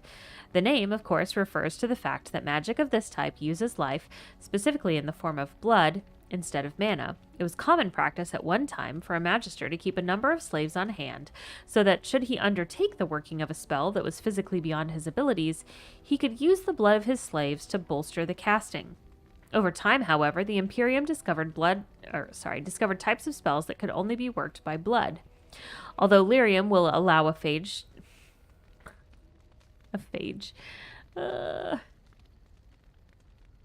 I'm so sorry, guys. I'm really tired. Over time, however, the Imperium discovered types of spells that could only be worked by blood. Although Lyrium will allow a mage to send his conscious mind into the Fade, blood would allow him to find the sleeping minds of others, view their dreams, and even influence or dominate their thoughts. Just as treacherous, blood magic allows the veil to be opened completely so that demons may physically pass through it into our world. The rise of the Chant of Light and the subsequent fall of the Old Imperium has led to blood magic being all but stamped out, as it should be, for it poses nearly as great a danger to those who would practice it as to the world at large. From the Four Schools, a treatise by First Enchanter Josephus. So a couple of things to point out in this. The line about... blood magic would allow him to find the sleeping minds of others, view their dreams, and even influence or dominate their thoughts. So I want to point out that line because I can't remember if we've run into this in one of our previous codex entries, but we know from other codex entries and from other portions of the lore within the series that once the old gods breached the Golden City and were cast back down to earth and buried in stone, they began to whisper to humans through their dreams in the Fade. And they would, I mean, this is kind of how we get like archdemons, right? Like they're lying dormant in the earth and they are whispering to the Darkspawn. And it was very similar to that when the old gods were first imprisoned. And that is actually how the Imperium started to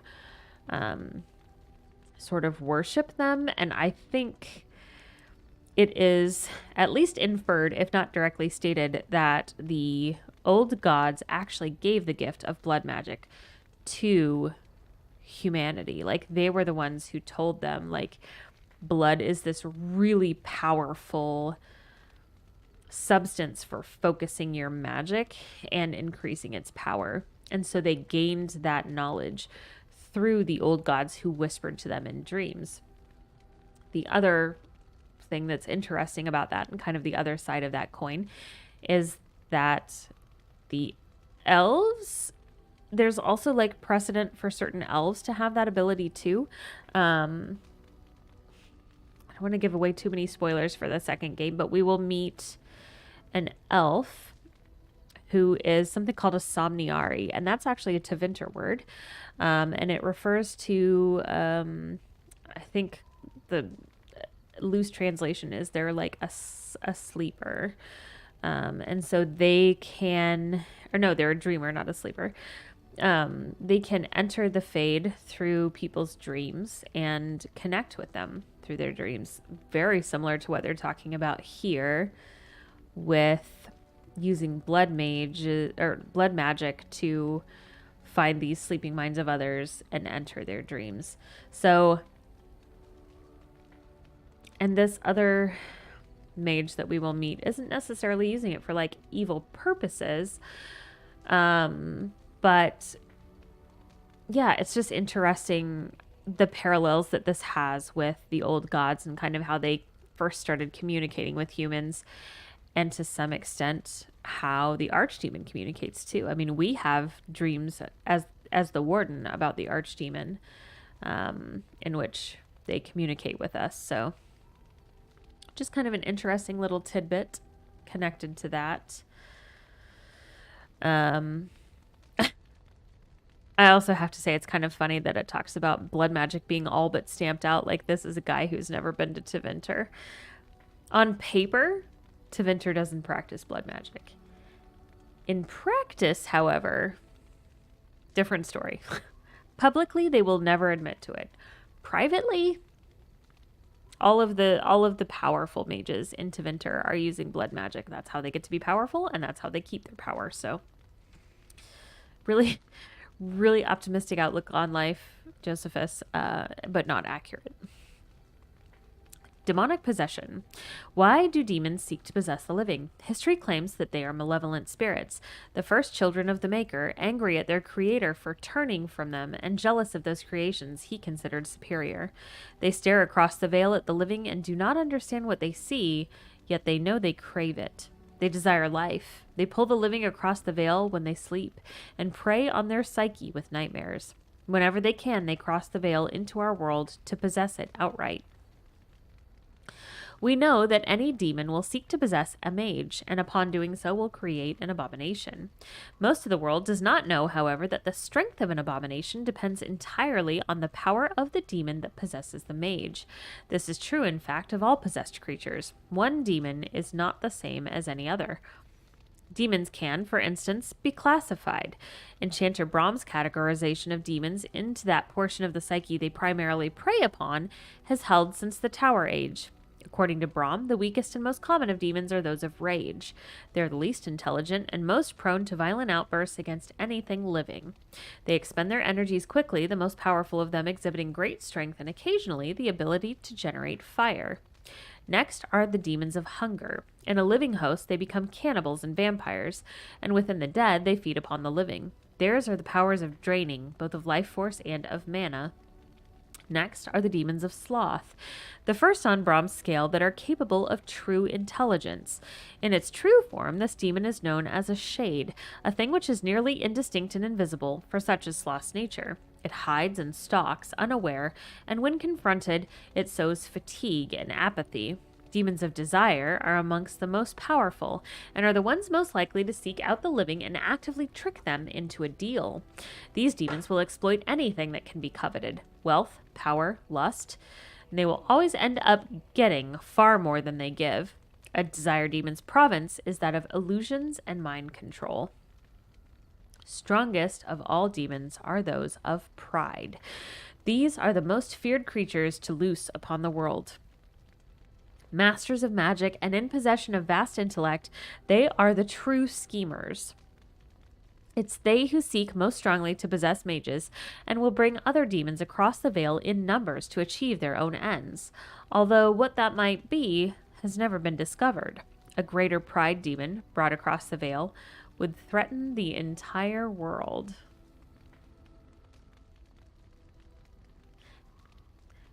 Please put a pin in that statement and remember it for later.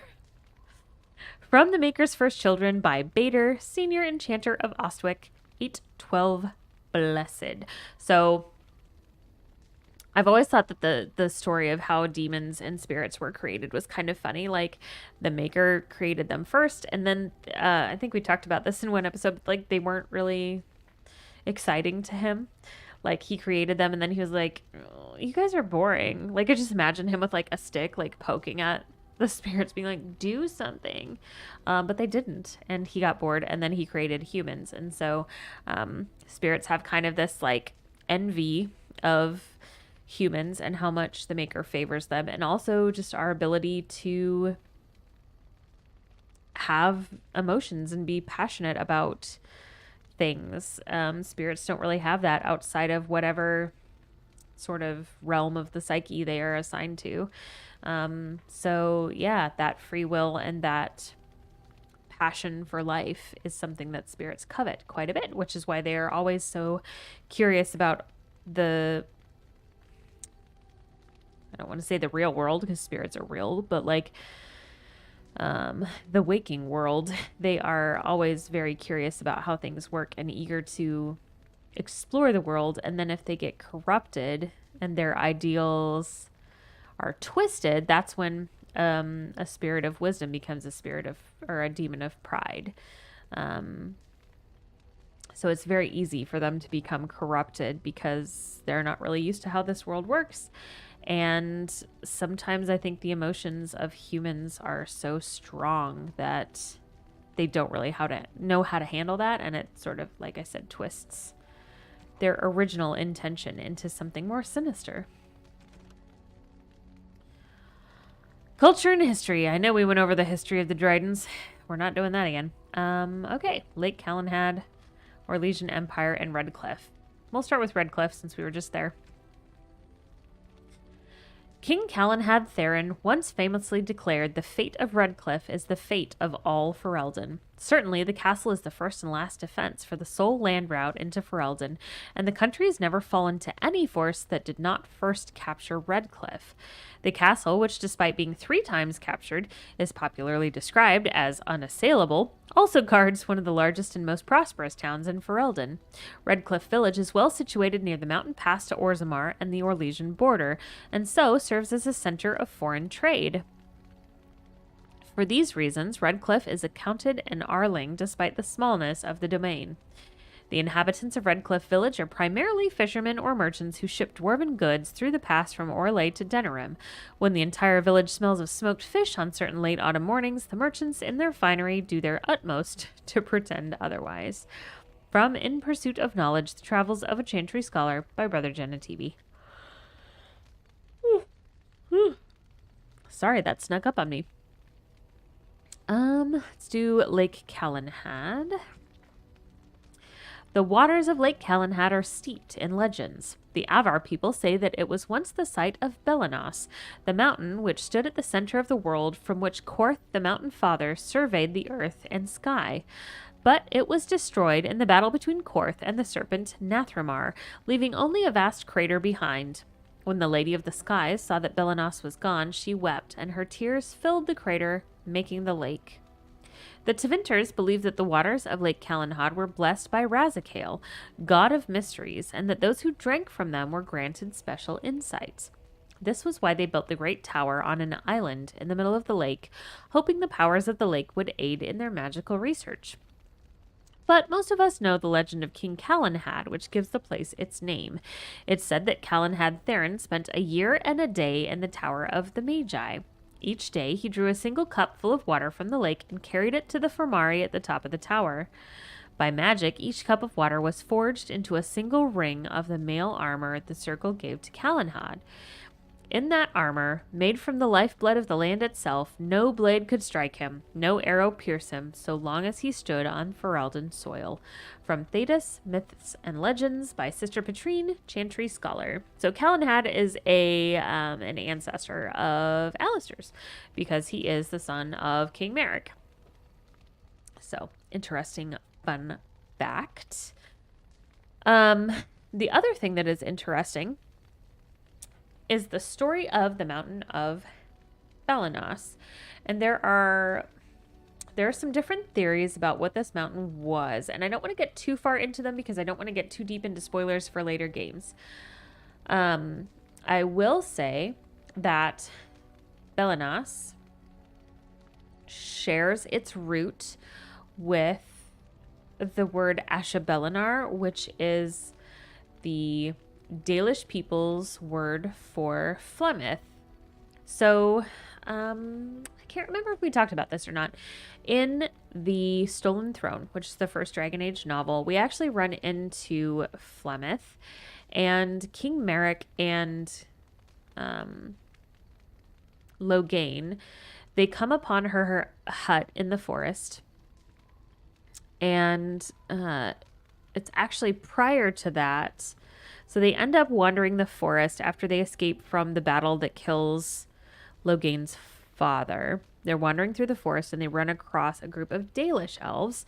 And the Dalish elves basically say, like, this is Ashabelinar's forest. Like, you can't be here. And unfortunately, we have to take you to her because we're kind of bound to do that when trespassers enter the forest. So they take you to Flemeth.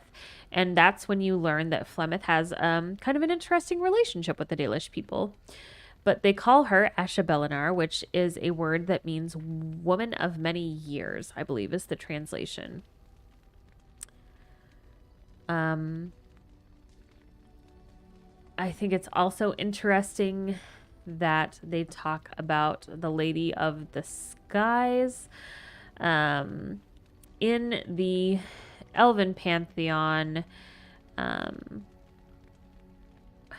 Mythal is kind of the goddess of the realm of like the sky and the celestial bodies. And so there's a lot of parallels between the elven gods and their pantheon and some of the other cultural beliefs in Thetis, which we can get more into later. And there's a very big spoiler that kind of ties this all together that I don't want to get too much into, but yeah, we can talk a little bit more about the mountain of Belenos and kind of what the different theories are around what that mountain actually was and who Korth was and all that jazz. So yet again, I'm going to say put a pin in that for later. The Orlesian Empire. There are many lords and ladies in Val Royale. And I mean this literally. Once the system of noble titles in Orlais was labyrinthine. There were barons and baroness. I do not speak French. There were barons and baronies. That's how we're going to pronounce it. And baronets and sir barons and a horde of others, each with its own origins and its own nuances of comparison. The Orlesian aristocracy is ancient and much given to competition. All the nobility play the grand game, as it is known, whether they wish to or not. It's a game of reputation and patronage, where moves are made with rumors, and scandal is the chief weapon. No gentle game, this. More blood has been drawn as a result of the grand game than any war the Orlesians have fought. Of this I am assured by almost every gentleman here. As far as titles went, everything changed with the coming of Emperor Draken, who established the Orlesian Empire as it exists now and who created the Chantry. There is no more venerated figure in Orlais.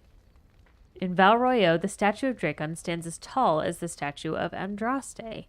Draken determined that the grand game was tearing Orlais apart, so he abolished all titles besides his own, and lord and lady.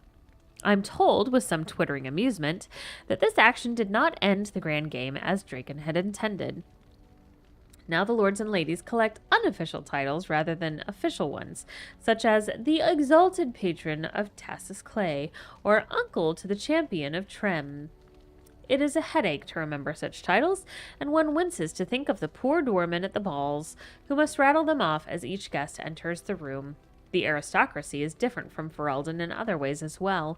The Orlesians' right to rule stems directly from the Maker. There exists neither the concept of rule by merit, nor the slightest notion of rebellion. If one is not noble, one aspires to be, or at the least aspires to be in the good graces of a noble, and is ever watching for a way to enter the patronage of those better placed in the grand game. And then there are the masks, and the cosmetics. I've not seen so much paint since the kennels at High Ever, but that is another story. From Beyond the Frostbacks by Ban Tarek of West Hill, 920 Dragon. So this might be the first that we've heard of Emperor Draken. Does it say what year he...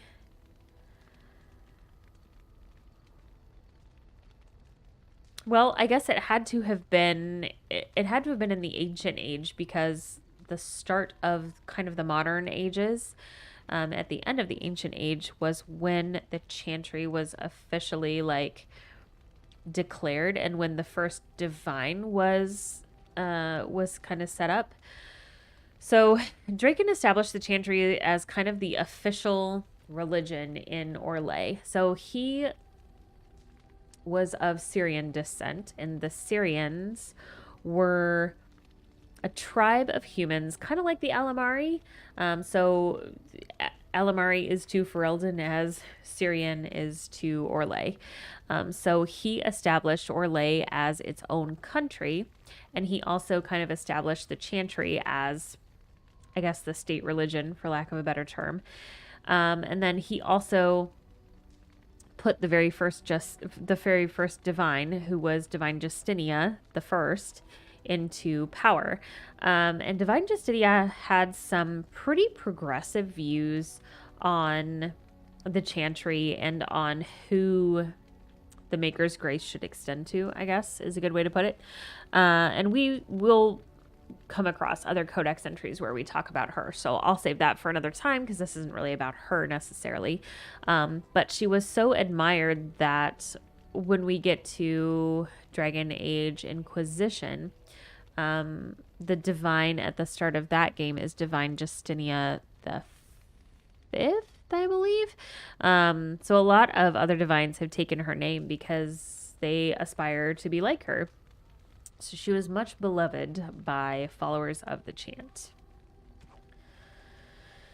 Characters. All right, so we got Connor, we got Isolde, Leliana, and Sten. So we'll start with Connor. I feel like I'm sleeping, but I guess I'm not. While most of the bands and Arls of Ferelden cast their children with them to the Landsmeet in the interest of eventually marrying... cart their children with them to the Landsmeet in the interest of eventually marrying them off, Connor has spent his entire life at Redcliffe, and it's hardly surprising. The child possessed the gift of magic. By law, he should have been taken to the Circle of Magi at the first sign, abdicating his claim to Redcliffe. Instead, the boy was kept out of public view and his magic hushed up, with disastrous results. All mages are beacons that attract the attention of Fade spirits. Because of this, they're trained and tested by the Circle to ensure that they can withstand attacks from malevolent Fade creatures that seek entry into the waking world. Untrained Connor drew the attention of a powerful demon that tore the veil asunder. Now let's learn about his idiot mom. Arlessa Isolde. For the one who delivers the sacred ashes of Our Lady will have the esteem of Redcliffe and all the riches it is in my power to grant. The Arling of Redcliffe was a source of constant trouble for Emperor Reveal during the occupation. It was rumored that since each new report sent the Emperor into a fit of violent rage, his court had taken to poisoning messengers before they could deliver their accounts. Kind of like, don't shoot the messenger. Don't poison the messenger. Isolde's family was the 10th to be given the difficult task of governing Redcliffe, and since most of the previous Arls had either been murdered by their bands or beheaded by the Emperor, they did not approach the job with a great deal of enthusiasm. Isolde met Eamon, not realizing he was the rightful heir to her father's domain, and quickly became smitten with him for being part of the resistance. Never mind that it was her family he was resisting. Perhaps a bit too romantic for her own good, she insisted upon staying behind with Eamon when the rest of her family was driven out. Got an update on Liliana.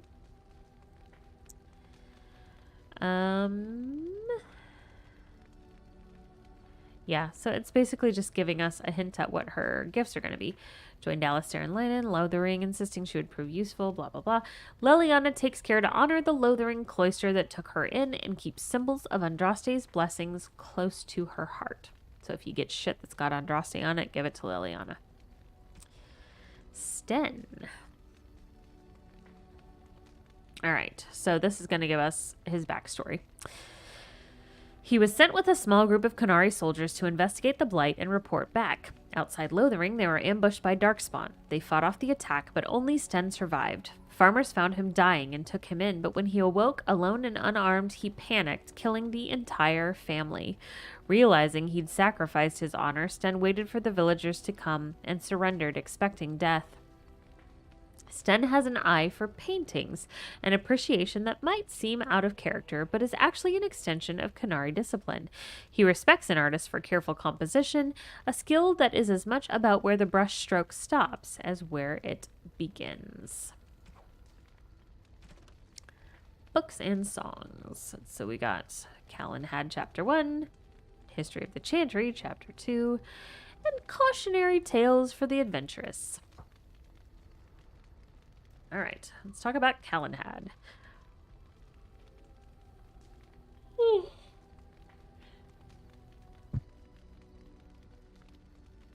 Excuse. Prior to the crowning of King Calenhad, Ferelden was little more than a collection of independent Arlings and Terniers that warred on each other constantly over petty matters. Calenhad was born in 510 Exalted as the third son of a high-ever merchant on hard times.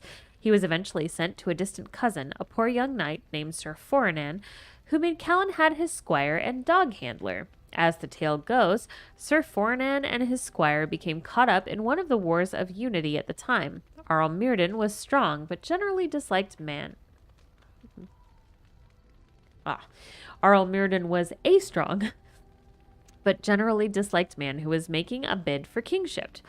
Foranan's own lord, a young fool of an Arl named Tenedor, no older than Calenhad, was besieged by Mirden's forces at his castle, today known as West Hill. When Mirden called Tenedor out to parley, the young Arl asked for a volunteer from among the squires, someone who could masquerade as Tenedor in the parley party. Calenhad kneeled before Tenedor and asked for the honor. Much to Tenedor's and Sir Fornan's dismay, Calenhad immediately identified himself to Arl Mirden. When asked by the Arl why he was here, Calenhad explained that he had been asked to take the place of his lord. The Arl said that he had planned to kill Tenedor. Was Calenhad willing to die in his lord's place as well? Calenhad impressed Mirden and his allies by saying he was. Mirden offered Calenhad a place as his own squire, but Calenhad refused, stating that if Mirden had planned on betraying the right of parley, he was no man of honor. Mirden's allies laughed at that, and Mirden himself conceded that Calenhad had a point. He allowed Calenhad to return to the castle safely and launched his final assault. During the assault, both Tenedor and Fornan were killed, but Calenhad found himself in a one-on-one combat with Arl Mirden. In front of all Mirden's allies, Calenhad defeated the Arl and commanded he call off his armies. The Arl asked Calenhad who he professed to serve now if both his knight and his lord were dead, to which Calenhad replied that he would do as his honor bade him to, for he had nothing else. You are not a man known for your honor, Calenhad said, but I believe you wish to be. You allowed me to live once, and so now I do the same for you. Perhaps if more of our people lived by honor, we would learn to trust each other long enough to live together. And with that, Calenhad withdrew his sword. I'm humbled by your words, Arl Mirden told Calenhad, dropping to one knee. To his allies, he shouted that he now knew he would never be king, but he knew who should be. With that, Mirden pledged allegiance to Calenhad, whom he named Tern and ruler of Tenedor's lands. From the Legend of Calenhad by Brother Heron, Chantry Scribe 810 Blessed. The history of the Chantry. When the prophet Andraste and her husband Maferath arrived at the head of their barbarian horde, southern Tevinter was thrown into chaos. The Imperium had defended against invasions in the past, but now they stood without the protection of their gods, with their army in tatters and their country devastated by the blight. Many felt that the timing of the invasion was yet another of the Maker's miracles in Andraste's campaign to spread his divine word. Andraste was more than simply the wife of a warlord, after all. She was also the betrothed of the Maker. Enraptured by the melodic sound of her voice as she sang to the heavens for guidance, the Maker himself appeared to Andraste and proposed that she come with him, leaving behind the flawed world of humanity. In her wisdom, Andraste pleaded with the Maker to return to his people and create paradise in the world of men. The Maker agreed, but only if all the world would turn away from the worship of false gods and accept the Maker's divine commandments. Armed with the knowledge of the one true God, Andraste began the exalted march into the weakened Imperium. One of the Maker's commandments, that magic should serve man rather than rule over him, was as honey to the souls of the downtrodden of Tevinter, who lived under the thumbs of the magisters. Word of Andraste's exalted march, of her miracles and military successes, spread far and wide. Those in the Imperium who felt the old gods had abandoned them eagerly listened to the words of the Maker. Those throngs of restless citizens that destroyed temples now did so in the name of the Maker and his prophet Andraste. As Maferath's armies conquered the lands of southern Tevinter, so did Andraste's words conquer hearts. It said that the Maker smiled on the world at the Battle of Valerian Fields, in which the forces of Maferath challenged and defeated the greatest army Tevinter could muster. The southern reaches of the mighty Imperium now lay at the mercy of barbarians. Faith in the Maker, bolstered by such miracles, threatened to shake the foundations of the Imperium apart. Of course, the human heart is more powerful than the greatest weapon, and when wounded, it is capable of the blackest deeds. From Tales of the Destruction of Thetis by Brother Genetivi, Chantry Scholar. I've always thought it was very interesting how, ostensibly the Chantry follows the religion of the Maker, but really, you hear way more about Andraste than you do about the Maker. And it's kind of one of those deals where it's like, who are we really worshiping and venerating? Is it the Maker, who is kind of like an absentee father sort of deity, or is it Andraste, who kind of fought for the downtrodden and was like this badass warrior? I think we all know the answer. Cautionary tales for the adventurous. It was then that he realized he wasn't alone. The abandoned camp in front of him was unbelievably welcoming, like a mirage. The fire felt like a warm hand grabbing his heart. It reminded him of a previous life so long ago when he was happy, running on the sunflower fields with his boy, the sun on his face, laying next to the fireplace with his beautiful wife in his arms. He felt a sharp pain in his heart. His thoughts shifted to that fateful day when everything changed. Blood was everywhere. He held the body of his dead wife in his arms. Around him, the ashes of his burned house fell like snow. The stench was terrible. It smelled like darkspawn. He grabbed his axe, touched the icy cold hands of his boy, and left. He would kill them. He would kill them all. The pain in his heart was unbearable. He opened his eyes and saw the second most terrifying thing he would see in his life. A shadowy wraith leaning over him, leeching his life away. Around him, the camp was gone, replaced by something familiar, almost peaceful. Bones, death, and despair. He wondered if all his life had been an illusion, if he'd ever had a family. For a brief moment, he felt relief. You can't lose something you've never had. But being this close to death brought clarity. He knew it was real. Everything else was the illusion. You could see a smile on his torn face.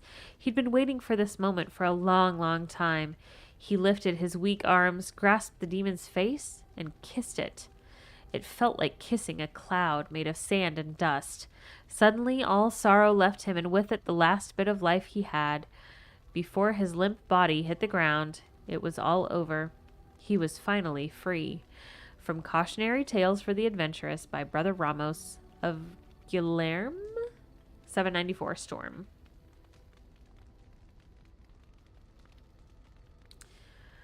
So that's interesting.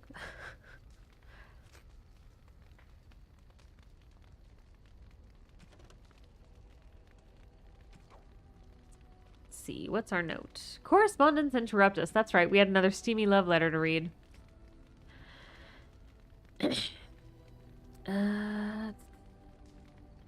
We've read that one, and we've read that one. Maybe, well, maybe not.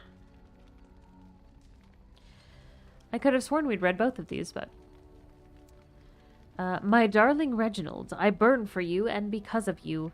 Please use the enclosed tincture if our love is to endure. It's like medieval Viagra. You are filthy, a beast. Such depravity I have never been forced to suffer.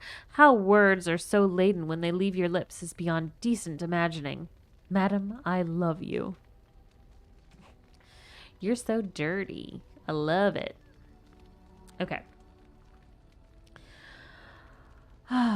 Let's go to the circle and get started on the Circle Mage quest. We also have to do something with Sten's sword. We're going to take him with us. Yes. And we're going to take Morrigan. Indeed. Yeah, girl. Let's take Alistair. Yes. Accept.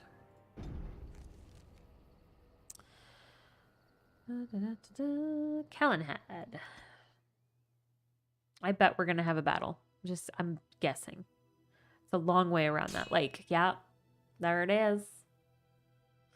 There it is.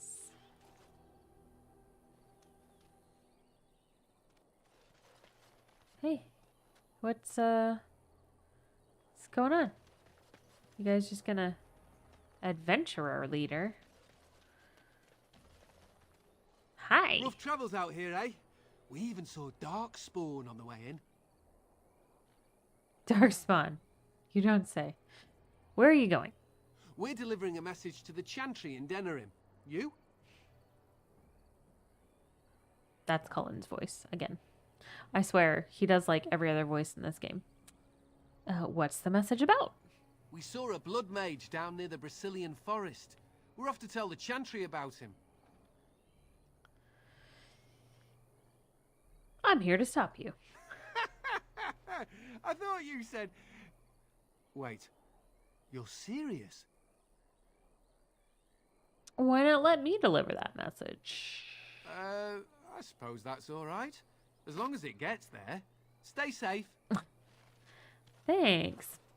I think that might be one of our like our Mages Collective quests, cause yeah. That sounds about right.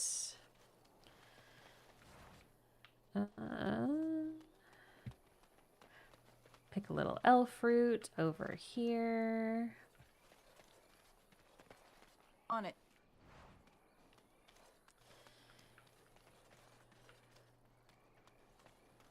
Is there anything else to gather? Does not look like it. Is there anything down here? Probably not. Nope. Okay, cool. Well, let's get on with it then.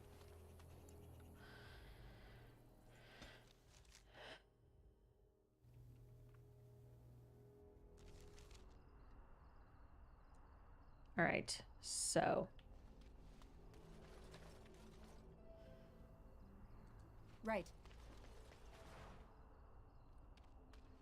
Want to talk to this guy about Sten's sword. Back off. I was here first. You're rude. Have you seen a sword? Why, you looking to buy one? No, but my very large angry friend here is. Oh, is he? Well, that's... see, I'd like to sell you one, but I don't, have any myself. I got part of a glove the wolves didn't chew too badly, though. I think it was a glove, anyway. I know, don't say it. I got cheated. I knew the guy who was here before me. He sold me this spot. Said he found giants and all kind of crazy valuables. He didn't mention that he'd taken everything but the bones and the dirt already. His name's Ferrin. Squirrely little bastard, if you ask me. Which you didn't, but I said it anyway. Alrighty then. He sold you this spot? Does he own this land? No, that's some freeholder or other. He just sold me the looting rights. I'm not building a house here or nothing. He was going to Orzammar, he said. I imagine he's gotten there by now. If you find him, tell him I sent you. It'll scare the piss out of him. Alright. So, what item did I receive?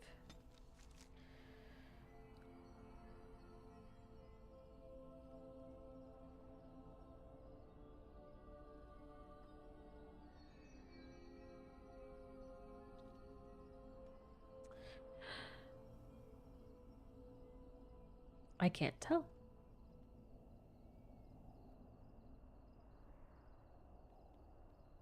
Must not have been that exciting. Okay. So, when we get to... Oh, I wonder if that was just from me picking that death root. I bet that's what that was. So when we get to Orzammar, we will keep... What is the name they have for Mother and I? Apostates? Truly, it boggles the mind. Thank you for interrupting me for that extremely important bit of commentary, Morgan. Really appreciate that. Yeah, so when we get to Orzammar, we will look that guy up and try to continue the scavenger hunt for Sten's little sword. There's a couple things to do here outside of the Circle Tower that correspond to some other quests that we've started. So we'll get those out of the way. On it. Pick up some goodies. Wow, I've never seen one of you knife ears dressed like the King of Ferelden before. You made good for yourself, eh? Excuse? Oh, I don't mean no offense. I know I shoot my mouth off. I'm just not used to your kind, trussed up all fancy.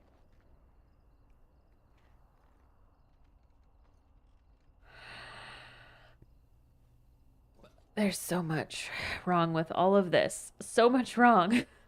Like, I like how he, like, just opens up with calling you a slur and then's like, oh, I didn't mean to be offensive. Sir, the fuck?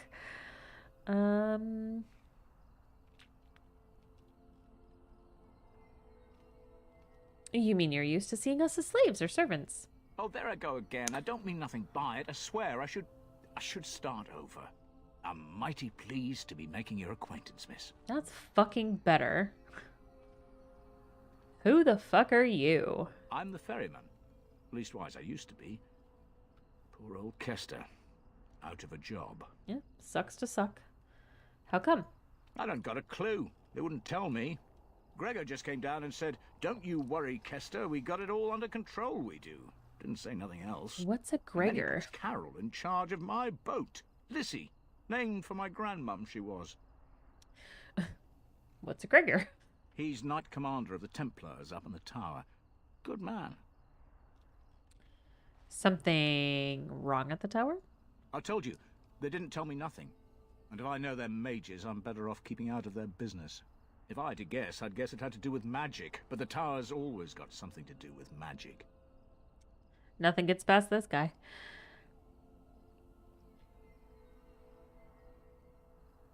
Is there no way to get across? You could try swimming, but I don't recommend it. Nasty things in that lake. I reckon it's all them potions they dump in there. Gregor's told me to stay here till it blows over, but I'm telling you, some storms don't blow over easy. Could convince the Templars to let me in. Maybe you could at that.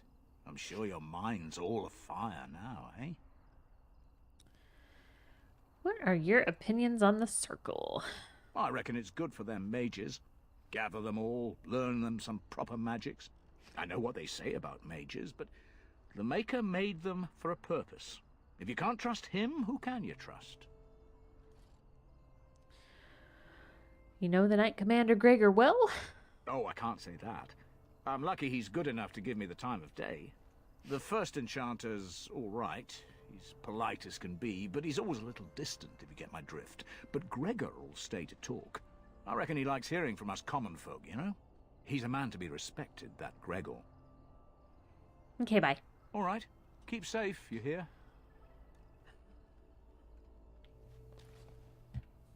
Let's see, pick some elf fruit. The client is very pleased. Come back soon. All right, let's see if there's anything new here to pick up. Places of power. Hear me and obey. My power waning, I, Crebulash, the epithet, require a reconnection to the mystic places I've left behind. You, the bearer of this note, shall travel to these places and trace upon them my personal glyphs, claiming their eldritch energies for my own. You will come upon sites of mystic power in the ancient places of the world, the Brazilian forest, the deep roads, the heart of Denerim, and near the base of the Circle Tower. Notice of termination. There comes a time in each young mage's life that he must strike forth from beneath the shadow of his mentor. For my 3 young and unremarkable apprentices, this time is now. He who accepts this calling takes it upon himself to deliver documents of congratulations to my apprentices, who will no doubt be uninformed as to the contents of the missive. The apprentices' names are Steric, Alina, and Sheth. I've cleverly sent them away from my abode so that they may receive this information in a public place, thus guaranteeing the safety of my willing courier. You will find 2 of them in Denerim. The other is procuring slightly rarer item from Orzammar. And be sensitive. I would not wish harm upon their delicate feelings. You gotta go give people some magical pink slips, basically. Thy brother's killer. My worst fears have been realized. A band of devilish Maleficarum are performing their profane rituals within close proximity to my own sanctum.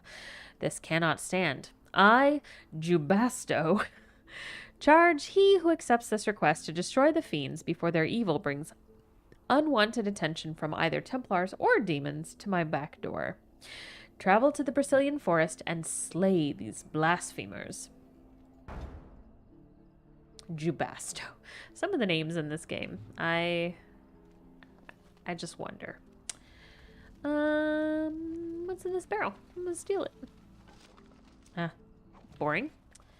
So what about this one? This should be easy enough. Dagger. Okay. Well, look, it's one of our deserters that we have to take care of. What business would the mighty Grey Wardens have with a man like me? I'm here on behalf of the Blackstone Irregulars. Oh? What was this about? You're a deserter, and you stole stuff. I worried this might happen. I hoped it wouldn't be you who came for me. I have no choice. Forgive me, Warden, but I cannot go back with you. Alright, well, that's fine.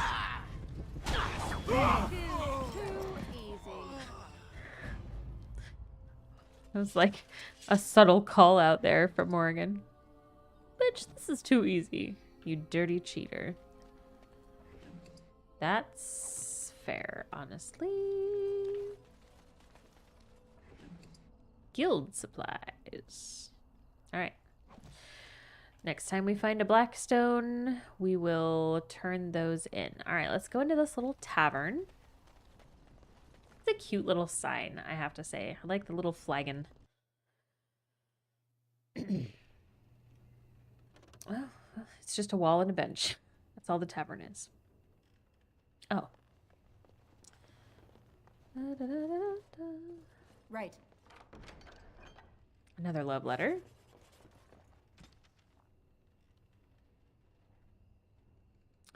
My dearest Virginia True Royal, regarding Bodice Ripped. Enclosed are 7 silver and my most heartfelt apologies for said bodice. I would blame the cold ocean spray, the loss of my favorite shirt, the bucking of the stallion, or perhaps the strain of maintaining all such elements while sitting for a portrait. But I was certainly not myself. I hope you will forgive me and not take it upon yourself to find your own determined way in this world. Yours, Sir Rival Grouseman. So a bodice ripper is a term for like those trashy romance novels that you see in like grocery stores and stuff that often have like way over the top, like, you know, Fabio shirtless and oiled up on a horse on the cover. So this is just a very obvious lampoon of that genre, which I think is hilarious. Hello, who are you? Shady patron. What are you looking at? Can a man drink in peace? Ah, it says you're shady. I'm just clicking on stuff, dude. Lorana. Good day. Everyone's very terse in the Spoiled Princess. Good day, and welcome to the Spoiled Princess. Is there something I can get for you? Why is it called the Spoiled Princess? It was my father's idea. He ran the inn before me, and he named it for my sister. She was his little princess. Princess decided the country was too dull for her and moved to Denerim. More glamorous, she said. Well, she was found murdered, robbed of all the trinkets my father bought her with his hard-earned money. My father died of shock and heartbreak. Mother stopped eating, and I got the struggling inn. The name stuck. That's the story. Cheerful. Need a shot of whiskey after that. Of course. What would you like? Show me what you got. Anything good?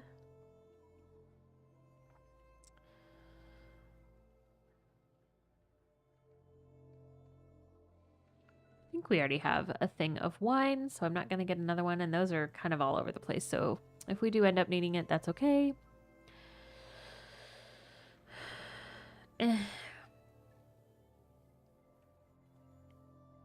Fire resistance.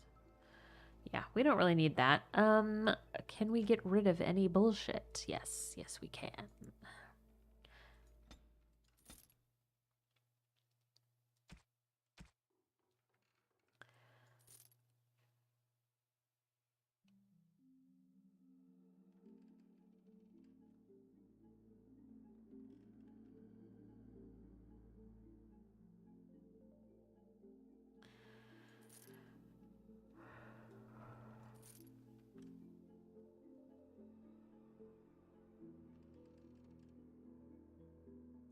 So, we have a clear crystal.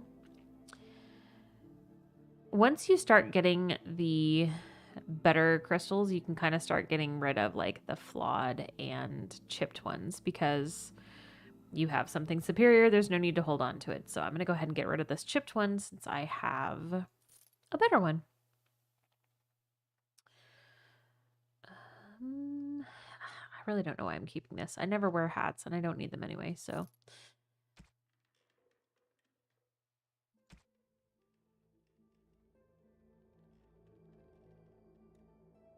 Can get rid of our greenstone.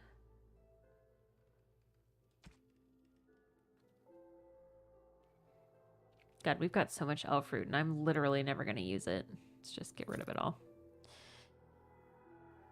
Do not need. Same thing with death fruit. And you know what? I'm still going to pick it every time I find it. Like, it's like a compulsion foraging for stuff. I don't know why. I'm not going to use any of these.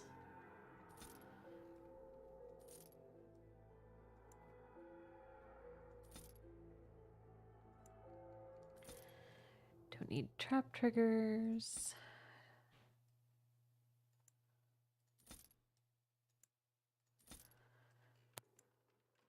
Okay. Call that good. For now. Well, this was thoroughly boring. Oh, look. A little doggy tapestry. Because for Eldon, who are you? Disgruntled. Ha! Water down ale, damp beds, rickety stools. Why do I even bother? I don't know. I cannot help you with that. There's nothing to do at that door. So yeah, we've pretty much exhausted everything we can do here. For now. So let's go talk to the Templar bloke by the lake. Pretty sure we've gotten everything we can. You ever wonder why the mages built their tower out in the middle of Lake Calenhad? They have an aversion to practicality or something? Yeah. Oh, you know what? We were going to do the funny line from Alistair. I wonder if we can do it here. At your service. Hi. Questions. Of course. Yeah, there it is. If you were raised in the Chantry, have you never... Never what? Had a good pair of shoes? You know what I mean. I'm not sure I do. Have I never seen a basilisk? Ate jellied ham? Have I never licked a lamppost in winter? Now you're making fun of me. Make fun of you, dear lady. Perish the thought. Well, tell me, have you ever licked a lamppost in winter? It's so doofy. Why, yes, I have licked a lamppost in winter. Just the once? And you didn't lose half of your tongue in the process? I'm impressed. I, myself, never had the pleasure. Not that I haven't thought about it, of course. But, you know. Never had the opportunity? Well, living in the Chantry is not exactly a life for rambunctious boys. They taught me to be a gentleman, especially in the presence of beautiful women such as yourself. Mm. That's not so bad, is it? You think I'm beautiful? Of course you are, and you know it. You're ravishing, resourceful, and all those other things you probably hurt me for not saying. I would never hurt you. Unless you like it. You know what I'm saying? Nor I, you. Aw. Let us be off then, lest your risque talk make my ears blush. All right. Sorry. I know that was like a really weird thing to like interrupt this to ask, but I just realized we had never gone back to that, and I promised that we would. And the lamppost in winter line is one of my favorites of his. I think it's a hoot. I like Alistair's sense of humor. So I know some people find him kind of annoying, but I'm not one of them. Hey, everybody has this haircut that was like, I remember this being like the haircut when I was in junior high, like that kind of like flipped up front part. It was very popular in like Oh god, I'm about to tell you guys how old I am. But like 98, 99 was like the thing, was to have that doofy flipped up front part. No offense to anybody who has that haircut today. But the fact that it's very popular in 2009's Dragon Age Origins kind of tells you all that you need to know. You're not looking to get across to the tower, are you? Because I have strict orders not to let anyone pass. Tough nuggets. I'm a Grey Warden, and I seek the assistance of the mages. I got these treaties, bitch. Let me across. Oh, you're a Grey Warden, are you? Prove it. Here you go. Yes. Oh, a Grey Warden seal. Aha! So you're claiming to be one of those. You know, I have some documents, too. They say I'm the Queen of Antiva. What do you think of that? This reminds me of in Parks and Rec when Ron is trying to get into a park and they're like, you have to have a permit. And he hands them a piece of paper and all it says is, I can do what I want.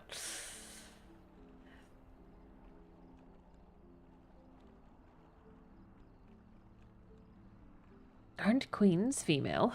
Don't question royalty. Anyway, it was nice chatting with you. Now, on your way, right now, go. Your superior won't like that you've given me trouble. Oh, really? You think Gregor would be upset with me for not letting you in? Wait, actually, he would. Good point. He'll be very mad if you don't let me in. He's the big guy around here. I bet he could deal with one Grey Warden. Alleged Grey Warden. Well, you want that I should take you there now? Yes, I want that you should do that. Come along, I suppose.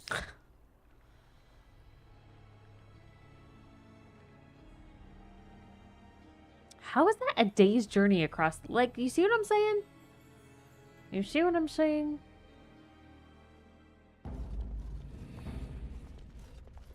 Unless they meant... I want 2 men stationed within sight of the doors at all times. I'll hold that Do thought. not open the doors without my express consent. Is that clear? Yes, sir. The doors are barred. Are they keeping people out or in?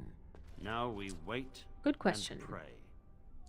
So, yeah, I mean, obviously it's not a day's ride across the lake, and I could have sworn that when they were talking about it, they said it was across the lake, but I wonder if they meant around the lake, like, because the way that we, and actually the way that we went to get there seems kind of doofy now, but, like, we went around the western side of Lake Calenhad to the docks, and so maybe that loop was a day's journey, which doesn't really seem to make sense because it seems like it would have been faster to go the other way. But it's definitely not a day's boat ride across. That's just silly.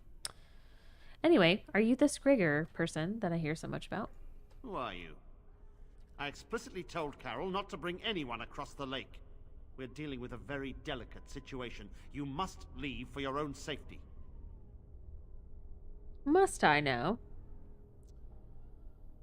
No, I need your help. Because blights and stuff. I am weary of the Grey Warden's ceaseless need for men to fight the Darkspawn, but it is their right. You'll find no allies here. The Templars can spare no men, and the mages are indisposed. I shall speak plainly. The tower is no longer under our control. Abominations and demons stalk the tower's halls. This is why we cut the tongues from mages in Parvolan. I will admit to agreeing with your companion. Maker knows the Kunari would not have gotten themselves into this position. That's a bit much, you guys. That's a bit much. I regret still having Sten with me. I wonder if I can change out my party before I actually get too deep into the tower, because yeah, Sten's just not the most understanding person for this part of the quest. So, yeah, so in Kunari culture, mages are called Sarabas, which is the Kunlat word for, I I think it means dangerous thing. And we meet one actually in Dragon Age 2, but I don't think that he had his tongue cut out, if I recall. I think he just had his mouth sewn shut. So I don't know if that's like a retcon situation, or maybe if they just sometimes they do one and sometimes they do the other. But yeah, the Canari are not kind to mages at all. They keep them chained up at all times. Like, they don't have free movement of their arms and legs. They're just in shackles constantly. And then yeah, they do in some way render them unable to speak. So and Gregor's like, yeah, that sounds reasonable to me. I can't imagine why some of the mages want to rebel. Just cannot fathom that. All right. How did it happen? We don't know. We saw only demons, hunting Templars and mages alike. I realized we could not defeat them and told my men to flee. Why do you suck at your job so much? All right, what can I do to help? I sent word to Denerim, calling for reinforcements and the right of annulment. Ooh. So I know what the right of annulment is, but I don't know if we've talked about it yet. So let's see if he'll give us some exposition on that. The right of annulment gives Templars the authority to neutralize the Mage Circle. Completely. The mages are probably already dead. Any abominations remaining in there must be dealt with, no matter what. This situation is dire. There is no alternative. Everything in the tower must be destroyed so it can be made safe again. You need to take it back a notch, sir.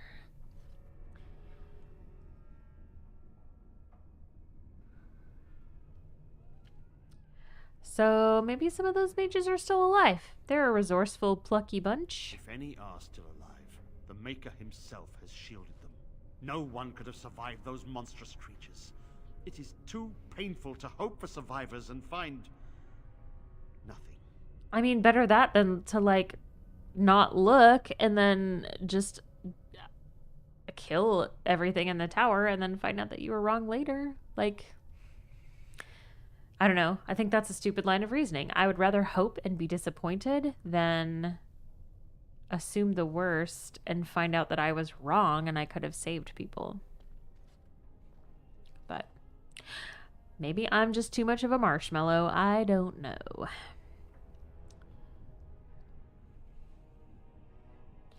I'll look for survivors since you're a big old chicken shit. I assure you, an abomination is a force to be reckoned with, and you will face more than one. Do you know who I am? The fucking hero of Ferelden, sir. Yeah, I'll be okay. I'll manage. If you succeed, I would owe you much. Enough that I would pledge my Templars to your cause. Fuck your Templars. Without word from Denerim, I must determine our course. Surely destroying Darkspawn is a worthy goal. I mean, it was one that you were kind of salty about 5 seconds ago when you told me that you were tired of us needing help, but sure. If you're... just do a complete 180 on your opinion, that's fine.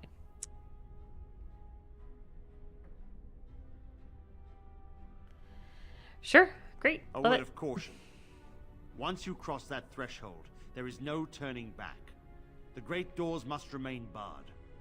I will open them for no one until I have proof that it is safe. I will only believe it is over if the first enchanter stands before me and tells me it is so. If Irving has fallen, then the circle is lost and must be destroyed. May Andraste lend you her courage, whatever you decide. All right. So now we have our objective. Find Irving, get him to come back and be like, everything's cool, bruh. Stand down. That's all we gotta do. Easy peasy. So I'm not going to get too far into this quest tonight just because we are already sitting at almost 3 hours, which is a really long time.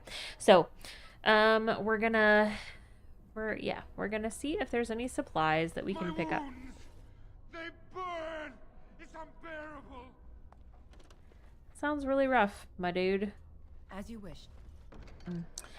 There's another one of those Rocky Mountain gift shop vases with little bears on it. Am I the only person who's ever stayed in a cabin that's like that? Like a mountain grandma decorated it? Maybe that's not a universal experience. I don't know. Apparently you can't talk to him anymore about his unbearable wounds. I wish this were over. We're running low on supplies, and I don't know how much longer we'll last. Sure it'll be over soon. I certainly hope so. Are you here to trade, then? Sure. Great. Love it. Do you have anything good? Tome of Arcane Technique. Ah. It's a talent or spell, but that one's for a mage, which I am not. Couple staffs.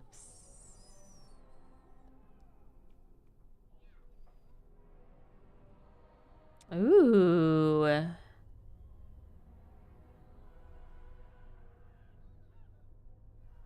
That's a hell of a belt. I am gonna have to consider coming back for that. Well, I guess it doesn't fucking matter because I'm cheating. Like, I don't really need all these things, but like that's a really useful piece of equipment there.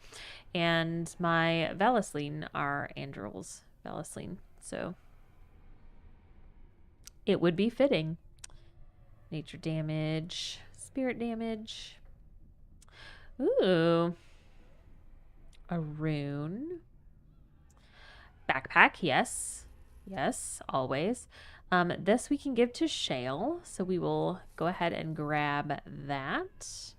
And the rest, yeah, doesn't especially matter because we're just not playing by the rules. So that's okay.